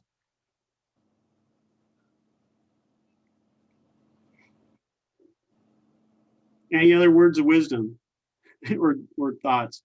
I mean, John, I mean, the whole thing about the collegiate cycling, that's been a really bothersome piece to me, is, you know, like this huge dip here, that bothers me, right? And it tells me that NICA riders are not transitioning.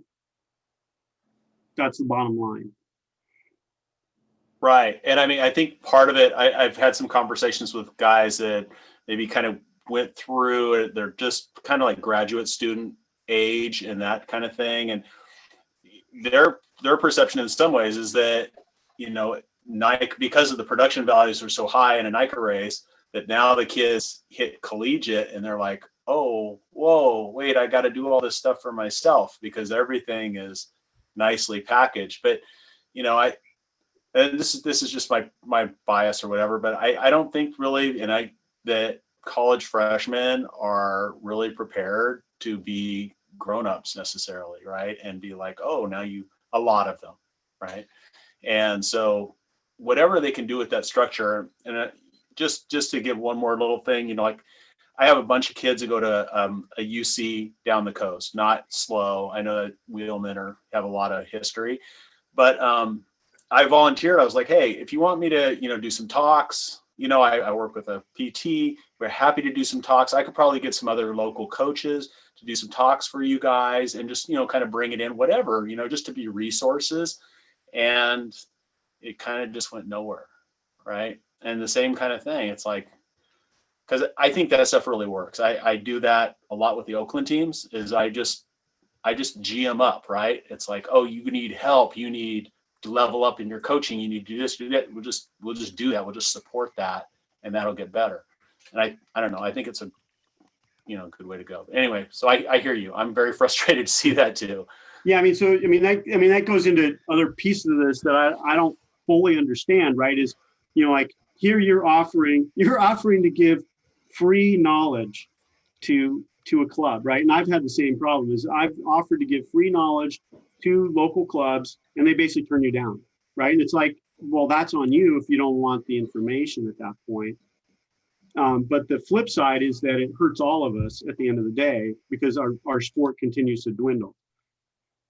And so, that's where, maybe having and this is something I can take back to USA Cycling, right? And basically put in a direct way, is that every single club needs to have an advocate, right? They need to have a community advocate that can work on their behalf and act as a focal point. Because, as a faculty advisor, I can tell you, like, the Davis faculty advisor, never saw the guy. I have no idea who it was that was signing the form, right? Because that's all they have to do. They just have to sign the form and do whatever. And that's the end of that equation, unless they want to do more. The varsity schools are a little different, right? They're more professionally run organization. But those club schools, which are, what we have on the West Coast, they just do whatever they want or not, and then they fail, right? I can talk about UC Riverside. When I first arrived here, they had a very robust club. It was large. It was 75 plus members or something like that. 3 years later, gone. Right. The senior structure left, and there was no plan for the future. Right. No sustainability plan, and no succession plan. That was it. They were done. And it was a shame, right? And I had one of my athletes contact me about restarting it, and I said, sure, whatever you need, I can help, but I'm not a faculty at Riverside, so I couldn't do very much. And he didn't have the time to do it. He didn't, and I told him everything that he needed to do. I sent him all the forms, said, you got to go do this, that, and the other thing. He was like, that's way too much for me to do. Sorry. Right. And it's really, and I took that information back to USA Cycling. It's like, look, you need somebody in the field who actually has the power from USA Cycling. They can wave the magic wand and walk in the door to a new college and basically wave a magic wand and say, we want this to happen, right? And here is the infrastructure to allow that to be sustainable for that club at that new institution. Can you see this slide here with the college age riders? Mm-hmm. Yeah, so the college age ridership, I don't know what the 2019 data looks like. I didn't work it up yet. But if, this is all of the riders, right? And you have that dip from 18 going in, but these are the ones actually on collegiate teams, right? So I sifted for, just those that are on collegiate teams. And you actually see that it's a very high percentage, not as freshmen, right? But as you go further in, you do have quite a few that it's, over 2/3 are actually racing for college teams. And so there is the need for it. And I would just say, in the 80s and 90s, when I was doing collegiate programming, those numbers were much larger. You could go to a collegiate race in California, and it was as strong as a 1-2 field most days. 75 riders and things like that. Some of them were Cat 3s, right? But overall it was strong. And that's not the case anymore, right? It's 15 person fields, right, and things like that. It's not really conducive to to learning how to bike race. I'm sure that's the problem you're having with your athletes, right, John? Yeah. I think you're on the right track with the playbook coming from Usac on it, or coming from some organization on it, right? All the way down the line, right? If I'm putting on my little Zwift race in the middle of my high school, if I have a playbook and we develop a playbook for it, then we can run those little races time and time again. But if we don't have that, it's lost, and the turnover is huge. So yeah, I'm seeing that for sure, that they're just not being that engaged.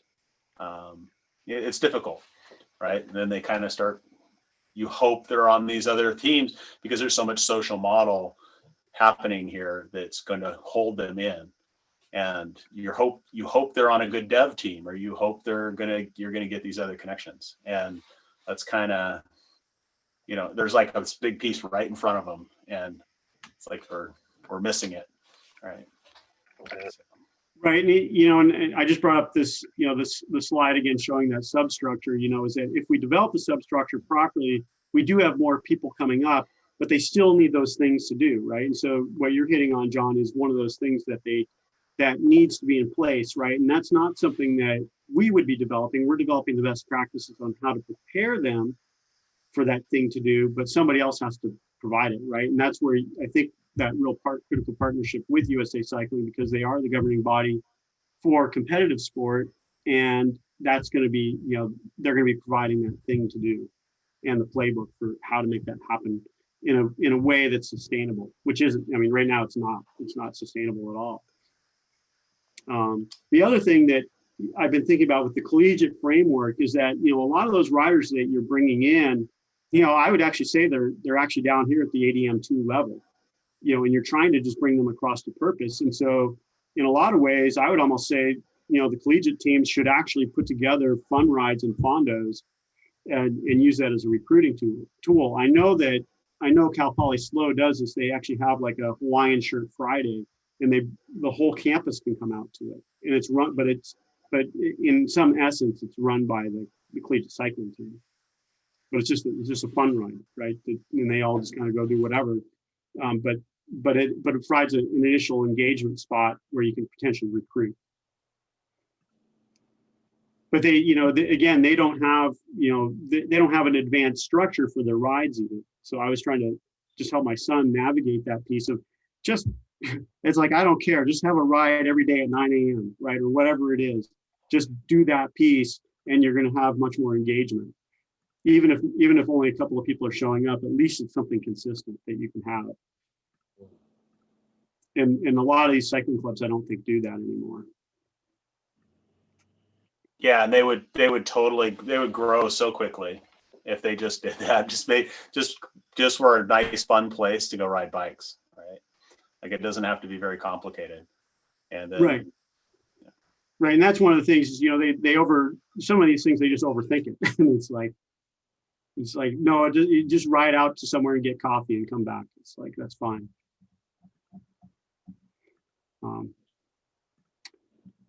Anything else? That piece about the collegiate cycling is good, John. And it's a little beyond where we are right now, but it's certainly something that I've been thinking about for years, right? Since I was a college student, I got to see, and now I'm seeing firsthand what's going on in those events. I was like, oh man, this isn't what you want.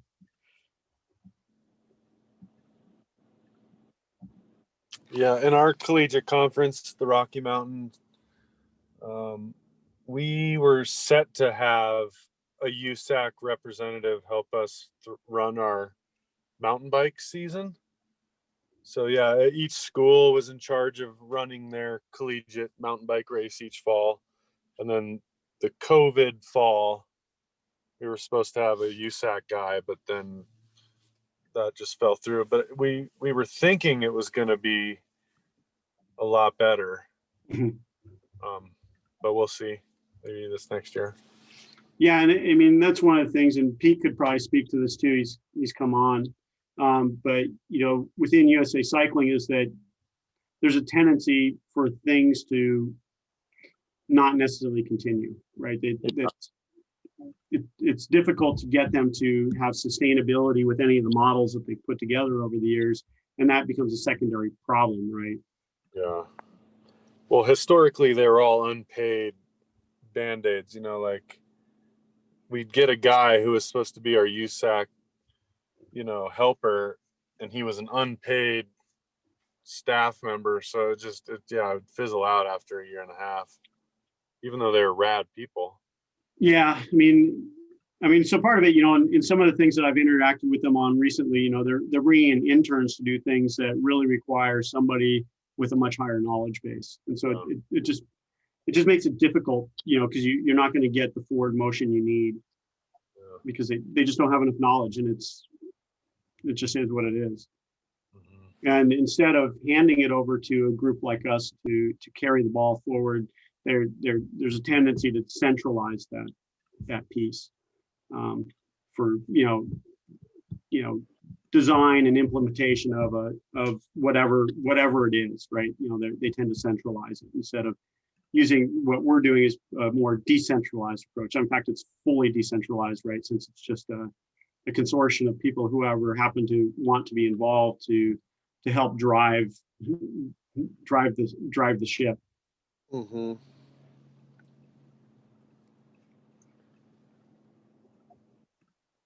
Cool.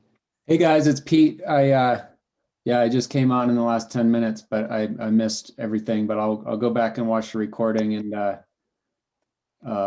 try to catch up. But yeah, I'm really thrilled with all the work that you're doing, Sean, and I'm also looking forward to this session on Sunday with the guy from the Netherlands. So that should be good. But on the Usac thing, I think the analogy I use is like your kids, you're playing on a playground and the bully puts his foot on the Frisbee and he stands on the Frisbee and no one else can pick it up. And that's the way Usac wants to do with everything. But they don't do anything. They never pick up the Frisbee themselves. And so that, in terms of funding and devoting resources to development, it's just such a tiny portion of what they do.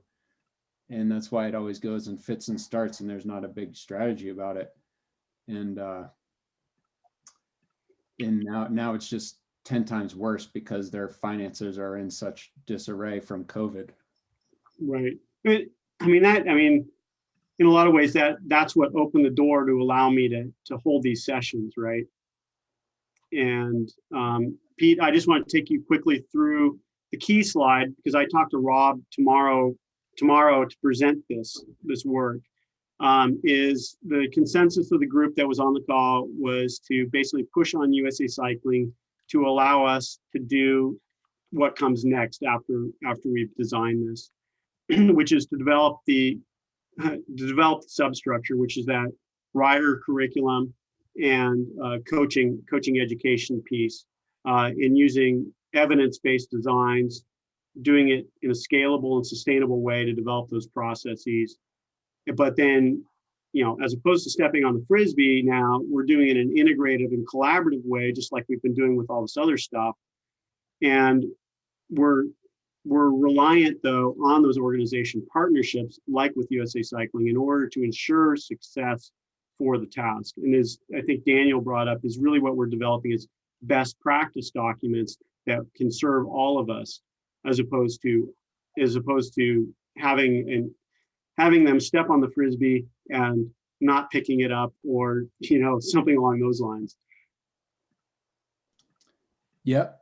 Yeah. I mean, I can see it. It's great. I'm totally on board. The work that you've done this winter has been great for getting people out of their silos, and our reach is still pretty small in terms of the number of organizations across the country that have gotten engaged with this, but I can only see it getting better and better. And the best practices that had come out, I think, are where it's going to be most valuable, because I really do feel like everyone is just reinventing the wheel. People that are brave, they reach out to like Chad for advice, but a lot of people are either too shy or they're not sure how that'll be received, so they just try to figure it out on their own. And there's so many best practices that other people have learned that I really look forward to sharing and learning from myself. And the more cohesive approach, because we're such a big country and the number of junior and Devo programs is so scattered widely. We're just like really hamstrung. And you only see these people like a couple races per year. And then you're like, holy moly, look how big that team is. I didn't even know they existed. They must be doing something great. And you meet the guy in the pit for like 2 seconds and you barely catch his name, and then you go your separate ways for another 12 months. Right. So I'll just take you through a couple of the critical pieces here that have come out of some of the conversations. And I've been talking with Joe Harris and Steve Maxwell. And so Outer Line is willing to amplify some of the things when we're ready to do that. So we do have that piece that can help us gain more traction.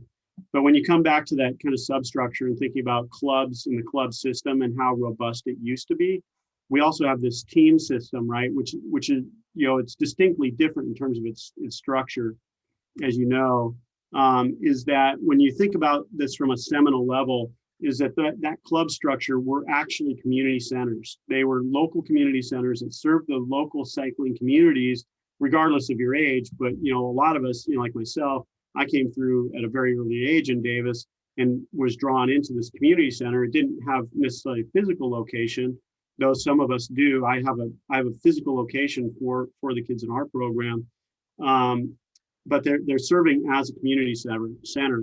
And what happened over time, and I'm still trying to figure out exactly what the destruction looked like, because I was living in the middle of it, and I would say even at the age of 55, I'm probably on the trailing edge of where things were starting to fall apart. And I'm supposed to talk with George Mount about this. I talked with Peter Rich, he started the Berkeley Bike Club, and George went through that process. But Peter had a stroke and he's not doing so well. But he agreed that, that there was this erosion of the club system. And when you erode the club system, and people have talked a lot about, clubs have to put on bike races and things like that. And that's one outcome of having a robust club structure. But the main thing is you're losing the knowledge base that was inherent in that community center. And when you did that, now all of a sudden you're left with teams, because that's what, we had these teams that had been developed. And I was on one of them. I was on Plymouth Reebok, which was one of those early 80s teams that kind of got, kind of shoved things over on this edge of the spectrum, along with 7-Eleven and some of the other ones that came a little bit beforehand, that really started skewing things over in this team atmosphere and erosion of the club atmosphere, which was really that foundational piece that allowed somebody to enter the sport and then migrate across to basically become a bike racer. So you lose all these people that are lifetime cyclists, or that's why this is titled lifestyle. These are the people like us that are lifestyle oriented cyclists. And there was an erosion of that infrastructure that supported that type of environment. And I'm trying to figure out, just when that happened, and part of it is how do you rebuild it? And as I told the group earlier, Randy Warren has actually been working with SRAM and he's been going around the country calling teams or calling clubs for the last year and a half. And he has a document together now that he's actually going to present at the league symposium in a couple of weeks. And then they're talking about forming a nonprofit to be able to use that as a best practice document for everybody moving forward. It certainly doesn't help the clubs that are in existence now per se, but it can certainly be helpful for the future. And it just means from our perspective is that when we start working on these other two pieces, that we have infrastructure, we have another substructure piece that we can already draw on to be able to do that. So, and Randy's a friend, so I can talk to him about what that piece actually really looks like and how do we interweave all these different documents together so that it becomes really cohesive. So I think that brings you up to full speed, Pete. You didn't miss a whole lot. That was the nutshell. Okay, great. Yeah, and so you've been in touch with Rob DeMartini? Tomorrow, so I talked to him tomorrow, and then I talked to Jim Miller on Thursday. Yep. And I don't know whether Rob knows that I'm going to say this stuff or not, but so I actually presented this for NADRP on Monday, and Chuck and Tara were on that call. So I don't know if they relayed that information to Rob, but I pretty much said that this is what I'm going to tell Rob later in the week, Yeah, I gotcha. Good. The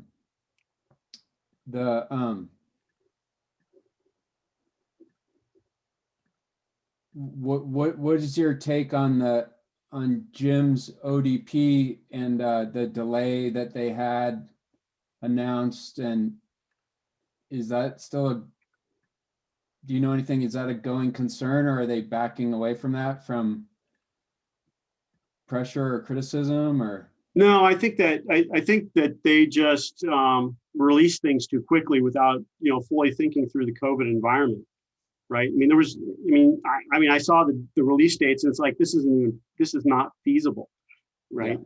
Just from a practical aspect, and I think that once they started thinking through that piece, that they just said, okay, we have to backpedal a little bit, but it's not like they're reinventing what's going to happen. In the ODP program, I mean, it's pay to play. I think Joe said on one of the calls, the price might be a little bit high based on all of our estimates, but it's pay to play. It is what it is. So in the program itself, they're not reinventing the wheel. They're going to be taking pieces that already exist in the ecosystem and and using them, which is fine. The ecosystem that had been built up, largely by Billy, it was solid on the road side. I mean, I don't know what the cyclocross side really looks like. I mean, I think you've been certainly involved on that piece, but I don't see that changing either, unless you know something different. Yeah, I mean, I think it's a complex topic, but when you talk to DeMartini, I mean, I think like what's interesting is that the timing of your influx of energy into creating a better model from the bottom up, with all the more well thought out steps along the way. It really it's interesting that it happened at the same time that they announced the ODP, which is to me, I was frustrated because it's just a high-end program that only serves a couple dozen people, when as the umbrella organization, as a governing body, I believe that USA Cycling should have less emphasis on running programs and more emphasis on empowering and leading the community and creating a structure for the club system to get behind, and by devoting all these resources and kind of doubling down on a very, very narrow segment of its membership, I was just very frustrated, because it's like, when resources are so scarce, now is even more of the time you need to empower the nationwide community, not divide them, really. And I don't know, so your energy came along at the right time, where it's like, well, clearly they're not interested in empowering the club network around the country to and sort of sharing a network or a framework. Instead, they're like circling the wagons to just get the top 1%. So I don't know if you can bring that up with DeMartini. I mean, I don't know if that was I don't think that was your inspiration to really throw yourself into this, but it was a coincidence. But well, I'll say, when we held the first summit in 2015, that was basically Joe Holmes and I putting that together in Tahoe. It was me coming from pretty much outside, because I had not been involved for a while, but I still had enough network to make things happen. At that time, it was basically testing the waters to see just how ready people were for this type of discussion, knowing that it had to happen at some point in the future. And so we've been keeping the discussion going. and then the Youth Cycling Association became the outgrowth of that when we could see that, the time was becoming ripe for us to actually, coalesce into an actual organization. And then, I mean, for better or worse, I can say Jim opened the door, right? He put this thing out there and galvanized everybody. And it's like, okay. And I just said, that's when I just said, okay, I'll just take this on. It's, it's time and effort, but it's just Zoom calls. It's not like we're flying around the country or anything at this point. So it was like, okay, let's see how much traction we can get with it. And, now we have almost 100 people that have worked on this stuff. I'd say that's a pretty good start, and I think like that's what, I would want Rob to understand is that there's this void that you're filling, and that you've captured the interest of 100 people, like you said. I want him to understand that. And like, people are frustrated because the ODP is like undermining all of these grassroots programs, and basically like, it's divisive, it's not collective. It's making a narrow top of the pyramid instead of a wider net. And it's like, Yeah, so I think that, when we talk about the siloing effect, and that's, part of what these slides are, when I go back to, this slide here, which basically shows riders on bicycles having to find their way in the sport, and USAC being a silo that's over at the top end of the spectrum, right? Yep. Is you have to start them out over on this side of the spectrum and move them across in a logical way. And it was those club structures that was eroded that allowed for that to happen in a systematic way. It wasn't organized, right? It wasn't planned. It wasn't purposeful. Yeah. It's not like what you're doing in Boulder Junior. It's not like what Chad's doing in Durango Devo, right? You guys have planned purpose, and maybe it doesn't work perfectly, but it's a lot better than when you just allow somebody to kind of try to figure it out, right? Yeah. And right now, NICA is really the only thing on the block that has really good purpose and has a plan. And so they're capturing tons of athletes. But, based on our analysis, is that they're coming in at the wrong level. They're coming in way too far over to the right-hand side. And so you're not going to build them out to be a lifestyle or lifelong athletes. Mm-hmm. And you really want to capture them back over on the other side of the spectrum and be able to just give them opportunities to learn and grow, and then be able to say, okay, now you have this NICA thing to do, and oh yeah, by the way, there's also USAC over here. And the ODP is way over on this edge of the spectrum, so you're almost at UCI now. I mean, and that's what I explained to the NAPRD is like, look, you guys have bike races that are in local communities. You have to engage with the local community as a community, and you have to sell them on cycling so that you actually have a real difference in your local community.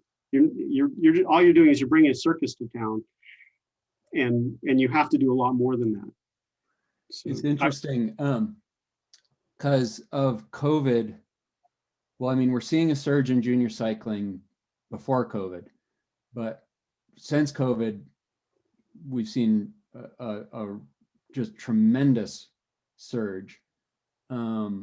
And USAC is totally missing. I feel like this is a history repeating itself, but they're missing this whole thing again right now.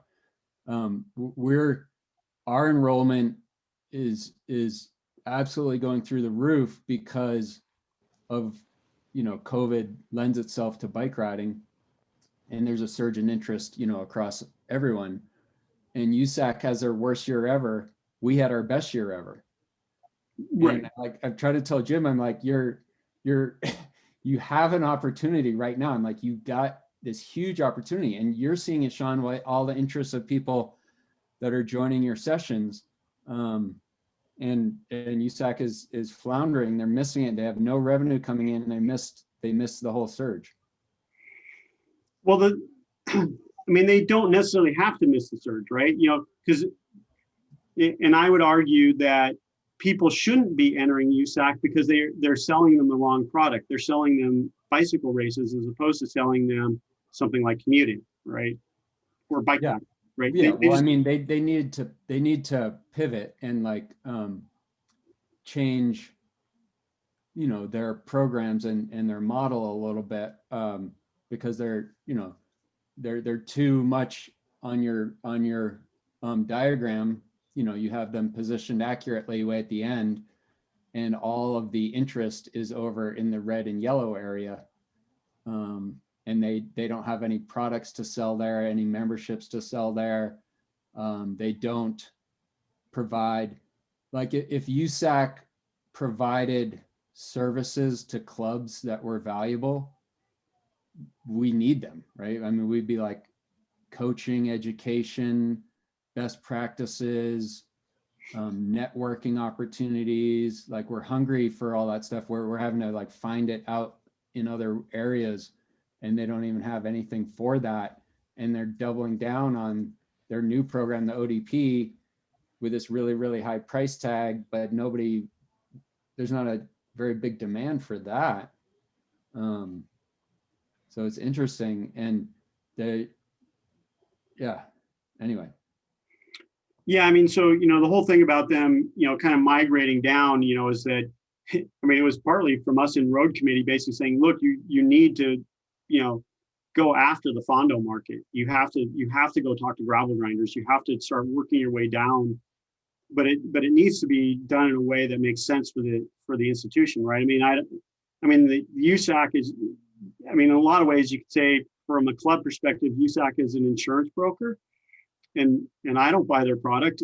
It doesn't work for our club. It probably doesn't work for your guys' clubs either. No, we get ours from McKay in Iowa. Yeah. And so, yeah, and they've never, well, you know, I worked at IMBA for 12 years and everything we did was about trying to build our network of mountain bike advocacy clubs, because we knew they were the ones that were doing trail advocacy in their local communities, and we couldn't do that.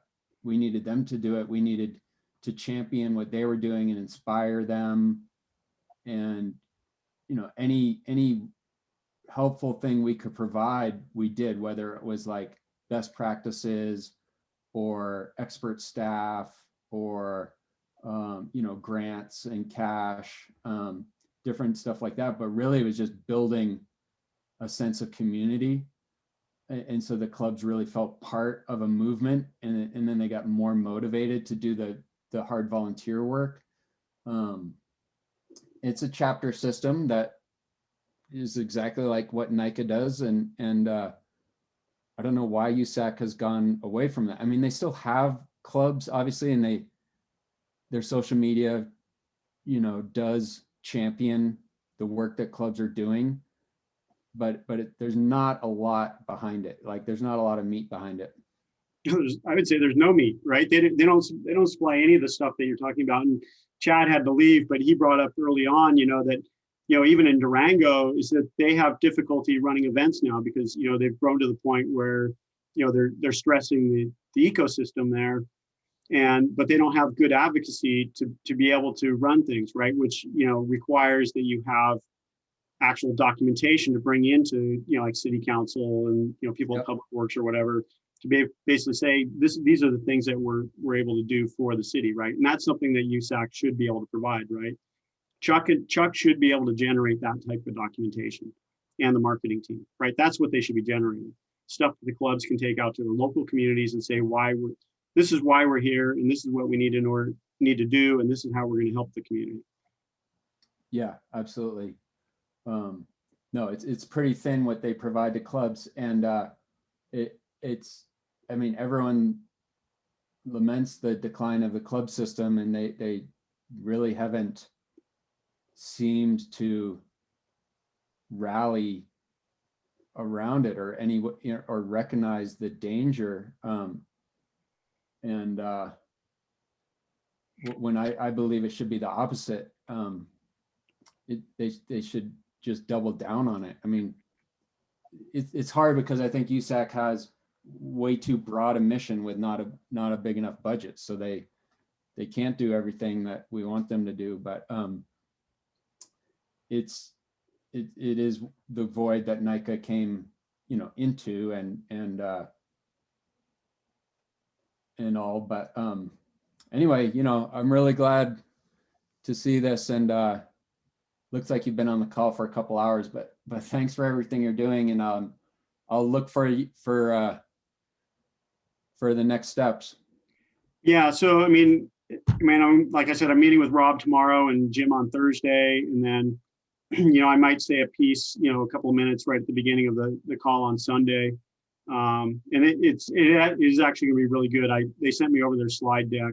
And I think it'll spark some really good, I hope it'll spark some really good conversation about how we actually work with juniors, right? More from, I'm a physiologist. And so, it's most of their stuff is more physiology based. And so it's interesting, and that's not layered into this at all, other than we can use that information to start we can, based on their information, we can start putting physical ages along this timeline, which is really cool. And we did some of that, and some of that substructure stuff we did, that other granular stuff, but this will reinforce that piece, right? Because that's where we need the evidence-based components. Yeah. Yep. You'll be interested to know we have a program going on here at BJC this winter. We call it Secret Training. It's basically off the bike strength and conditioning. This is our third year of doing it, and we wanted a way to keep the kids involved during the winter, but we didn't want them riding more because they already ride a ton. The first year we had 6 kids. Last year we had 20. And this year we had 80 kids sign up. And we don't even touch a bike. It's 7 weeks long. The high school kids meet twice a week, and the middle school kids meet once a week. So it's not a super involved program. It's an hour and a half long. We split up in groups of 10 because of COVID, and we scatter around at playing fields and hiking trails around the city. And it's mostly games and soccer and frisbee and some strength training, and then sometimes some pretty hard hiking. But we did it because we know best practices are don't ride your bike 12 months a year, be active, develop athleticism. And it took a couple of years, but it's really catching on. Oh, very cool. I mean, my wife actually runs a fitness facility, and we've had, not in the numbers that you have, but she's been running strength and conditioning programs that are more Pilates based, so these are more traditional type stuff. And I know Reno Devo is doing stuff that's very similar to what you're talking about. I've seen a lot of pictures of them hiking and doing that kind of jazz. Yeah, we would be in the gym part of the time, but we're not because of COVID. And that would just be with the older kids that, are ready for weightlifting. Actually, now physiologists say that all kids can do weightlifting, but really we're just having the older kids do some weightlifting, but not this year. Very cool. All right, well, good. Well, I'm glad I caught the very tail end, and I appreciate you reviewing it with me. Yeah, thanks for your thoughts. I mean, it's important, right, to make sure that all you guys are on board. I mean, you guys I consider you senior leadership amongst our community, right? And it's important that you guys weigh in before I go spouting off to Rob tomorrow morning, right? Well, that's great. I trust you to carry the flag, and you're doing a great job, so I appreciate it. Thanks. Daniel, do you have any last minute thoughts before we go? I'm just here looking for the best congressional sponsor you can get. Thanks. When you find them, call them up for me. Could be a guy named Rick Larson. He rides a bike. Yeah, I looked at that, and a lot of them, if you're not living in their area, they won't talk to you. He lives in my area. Yeah. So yeah, there we go. That's a perfect one. You call them and you tell them what we're up to. I mean, I can call our guy. He was mayor of Redlands, and so he's an advocate. You know, and I have talked to his staff on other topics before. You know, they're very easy to work with.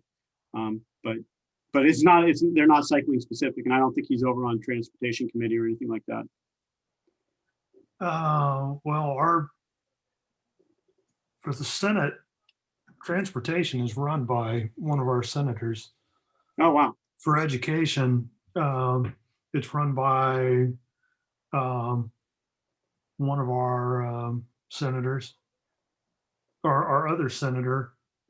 So that's in the Senate. So that's two of the ones you want, right? Yeah, certainly. And then in education, you know, I was looking on transportation, and we have Rick Larson is Washington's 2nd district. We float, where I live, we float between the 2nd and the 8th district. And Rick Larson, I know he's done quite a bit to get funding for the Centennial Trail. He also, a big part of his constituency is Bellingham, Washington, that area around there, which. Yep. That's one of my dots. Bellingham is the city that the bicycle people took over because they didn't feel like they were getting enough attention. So King County, is that part of King County? No, Bellingham's north of King County, but King County is the one that you want in King County sits on education. That's Pramila Jayapal, but right now she's trying to get a $15 an hour minimum wage. Randy chose the counties that Strava gave us. Oh, okay. I tried to get them to give us the entire country, and they refused. Oh, okay. Well, King County, Cascade Bicycle Club is located in King County, and they have a huge advocacy organization. Yep. So, Bellingham, on the other hand, sits up north of here, and you get run over by a bike before you get run over by a car in that town. That's like I said, the entire town, the cyclists felt like they were being ignored, so they just started running for offices. So now you go up to bicycling or up to Bellingham, and it's a cycling community. I mean, that's where Kona is located. That's where Evil Bikes. So yeah, I'm wondering if Rick is the right guy, and then it's real easy to drive over to his office. Yeah, I mean, if you're willing to do that and take lead on that part of the equation, you know, I think I said, you know, Randy's going to try to get me in front of the senior leadership of LAB. That'll be after the symposium to present this, you know, and the discussion with them I want is that I want them to champion me to Congress as part of their lobbying efforts.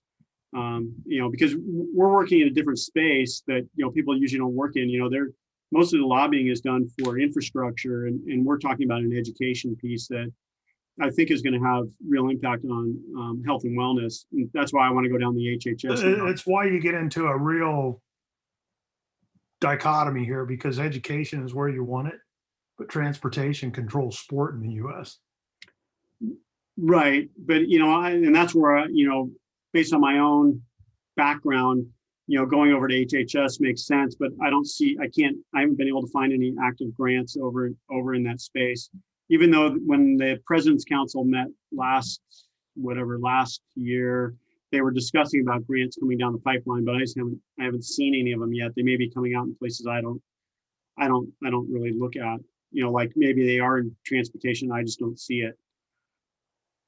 I mean, I typically look at what's coming out in the NIH and NSF to a little bit lesser extent, and I don't think that this would be DOD oriented though. I mean, it could come out in DOD is that, you know, the health epidemic is hitting us in a national security front. And so that, you know, and that's the sales pitch I'm trying to make, is for the health and wellness and healthy lifestyles is going to, you know, improve us in terms of medical costs. That's the real sales pitch. All these, you know, high-end competitors and stuff like that, that's an indirect outcome of doing good work just in the health and wellness space. See if you can open this link. It's not letting me paste it in. Okay, well, I really want to thank you guys, and certainly if you have any other comments, Daniel or Pete, send them along, and I'll make this available once it comes out. Oh, now you're sending. I sent you a link to an image. Okay, yeah, it'll download automatically. The chat downloads. Well, the guy in the purple shirt is Congressman Larson, leading a ride on the Centennial Trail. I mean, there is a bicycle congressional group or something. He's probably the leader of it or something. I'm trying to bring it up. Oh, I can't even see it. It's like too small on my screen. Congressional Bicycle Caucus. Yeah. There you go. Yeah, so that's where District of Oregon. No wonder. Yeah, and and nobody on our calls are from Portland. But yeah, they would be another one to reach out to. But if your guy, is working in that same space, even if he's not part of the caucus, you can generate the inroads, right? You know what? I only live a couple of hours from Portland, so. No, I mean, I've got friends in Portland. That's not a problem. They just haven't been engaged on the calls. I just need to reach out to them and start activating them, right? Okay, well, I'm looking to see what these guys are up to.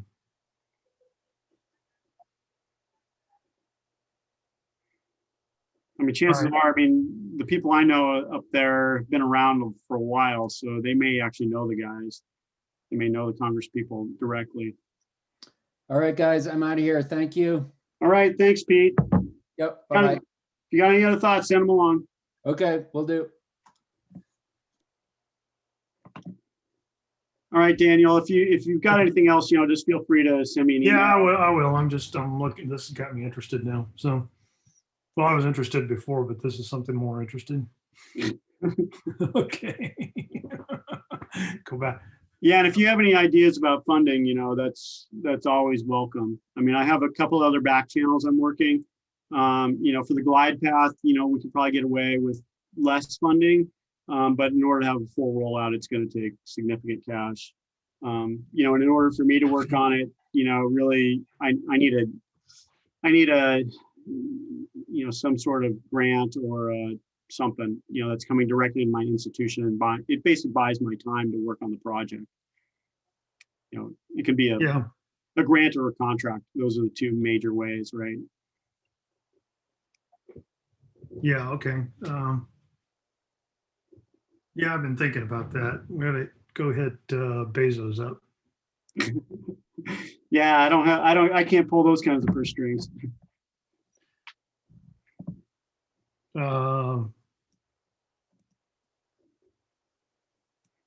See what I can do. Okay. All right. Cool. Thanks. I know a lot of people up here. All right, man. Talk to you later. All right. Bye.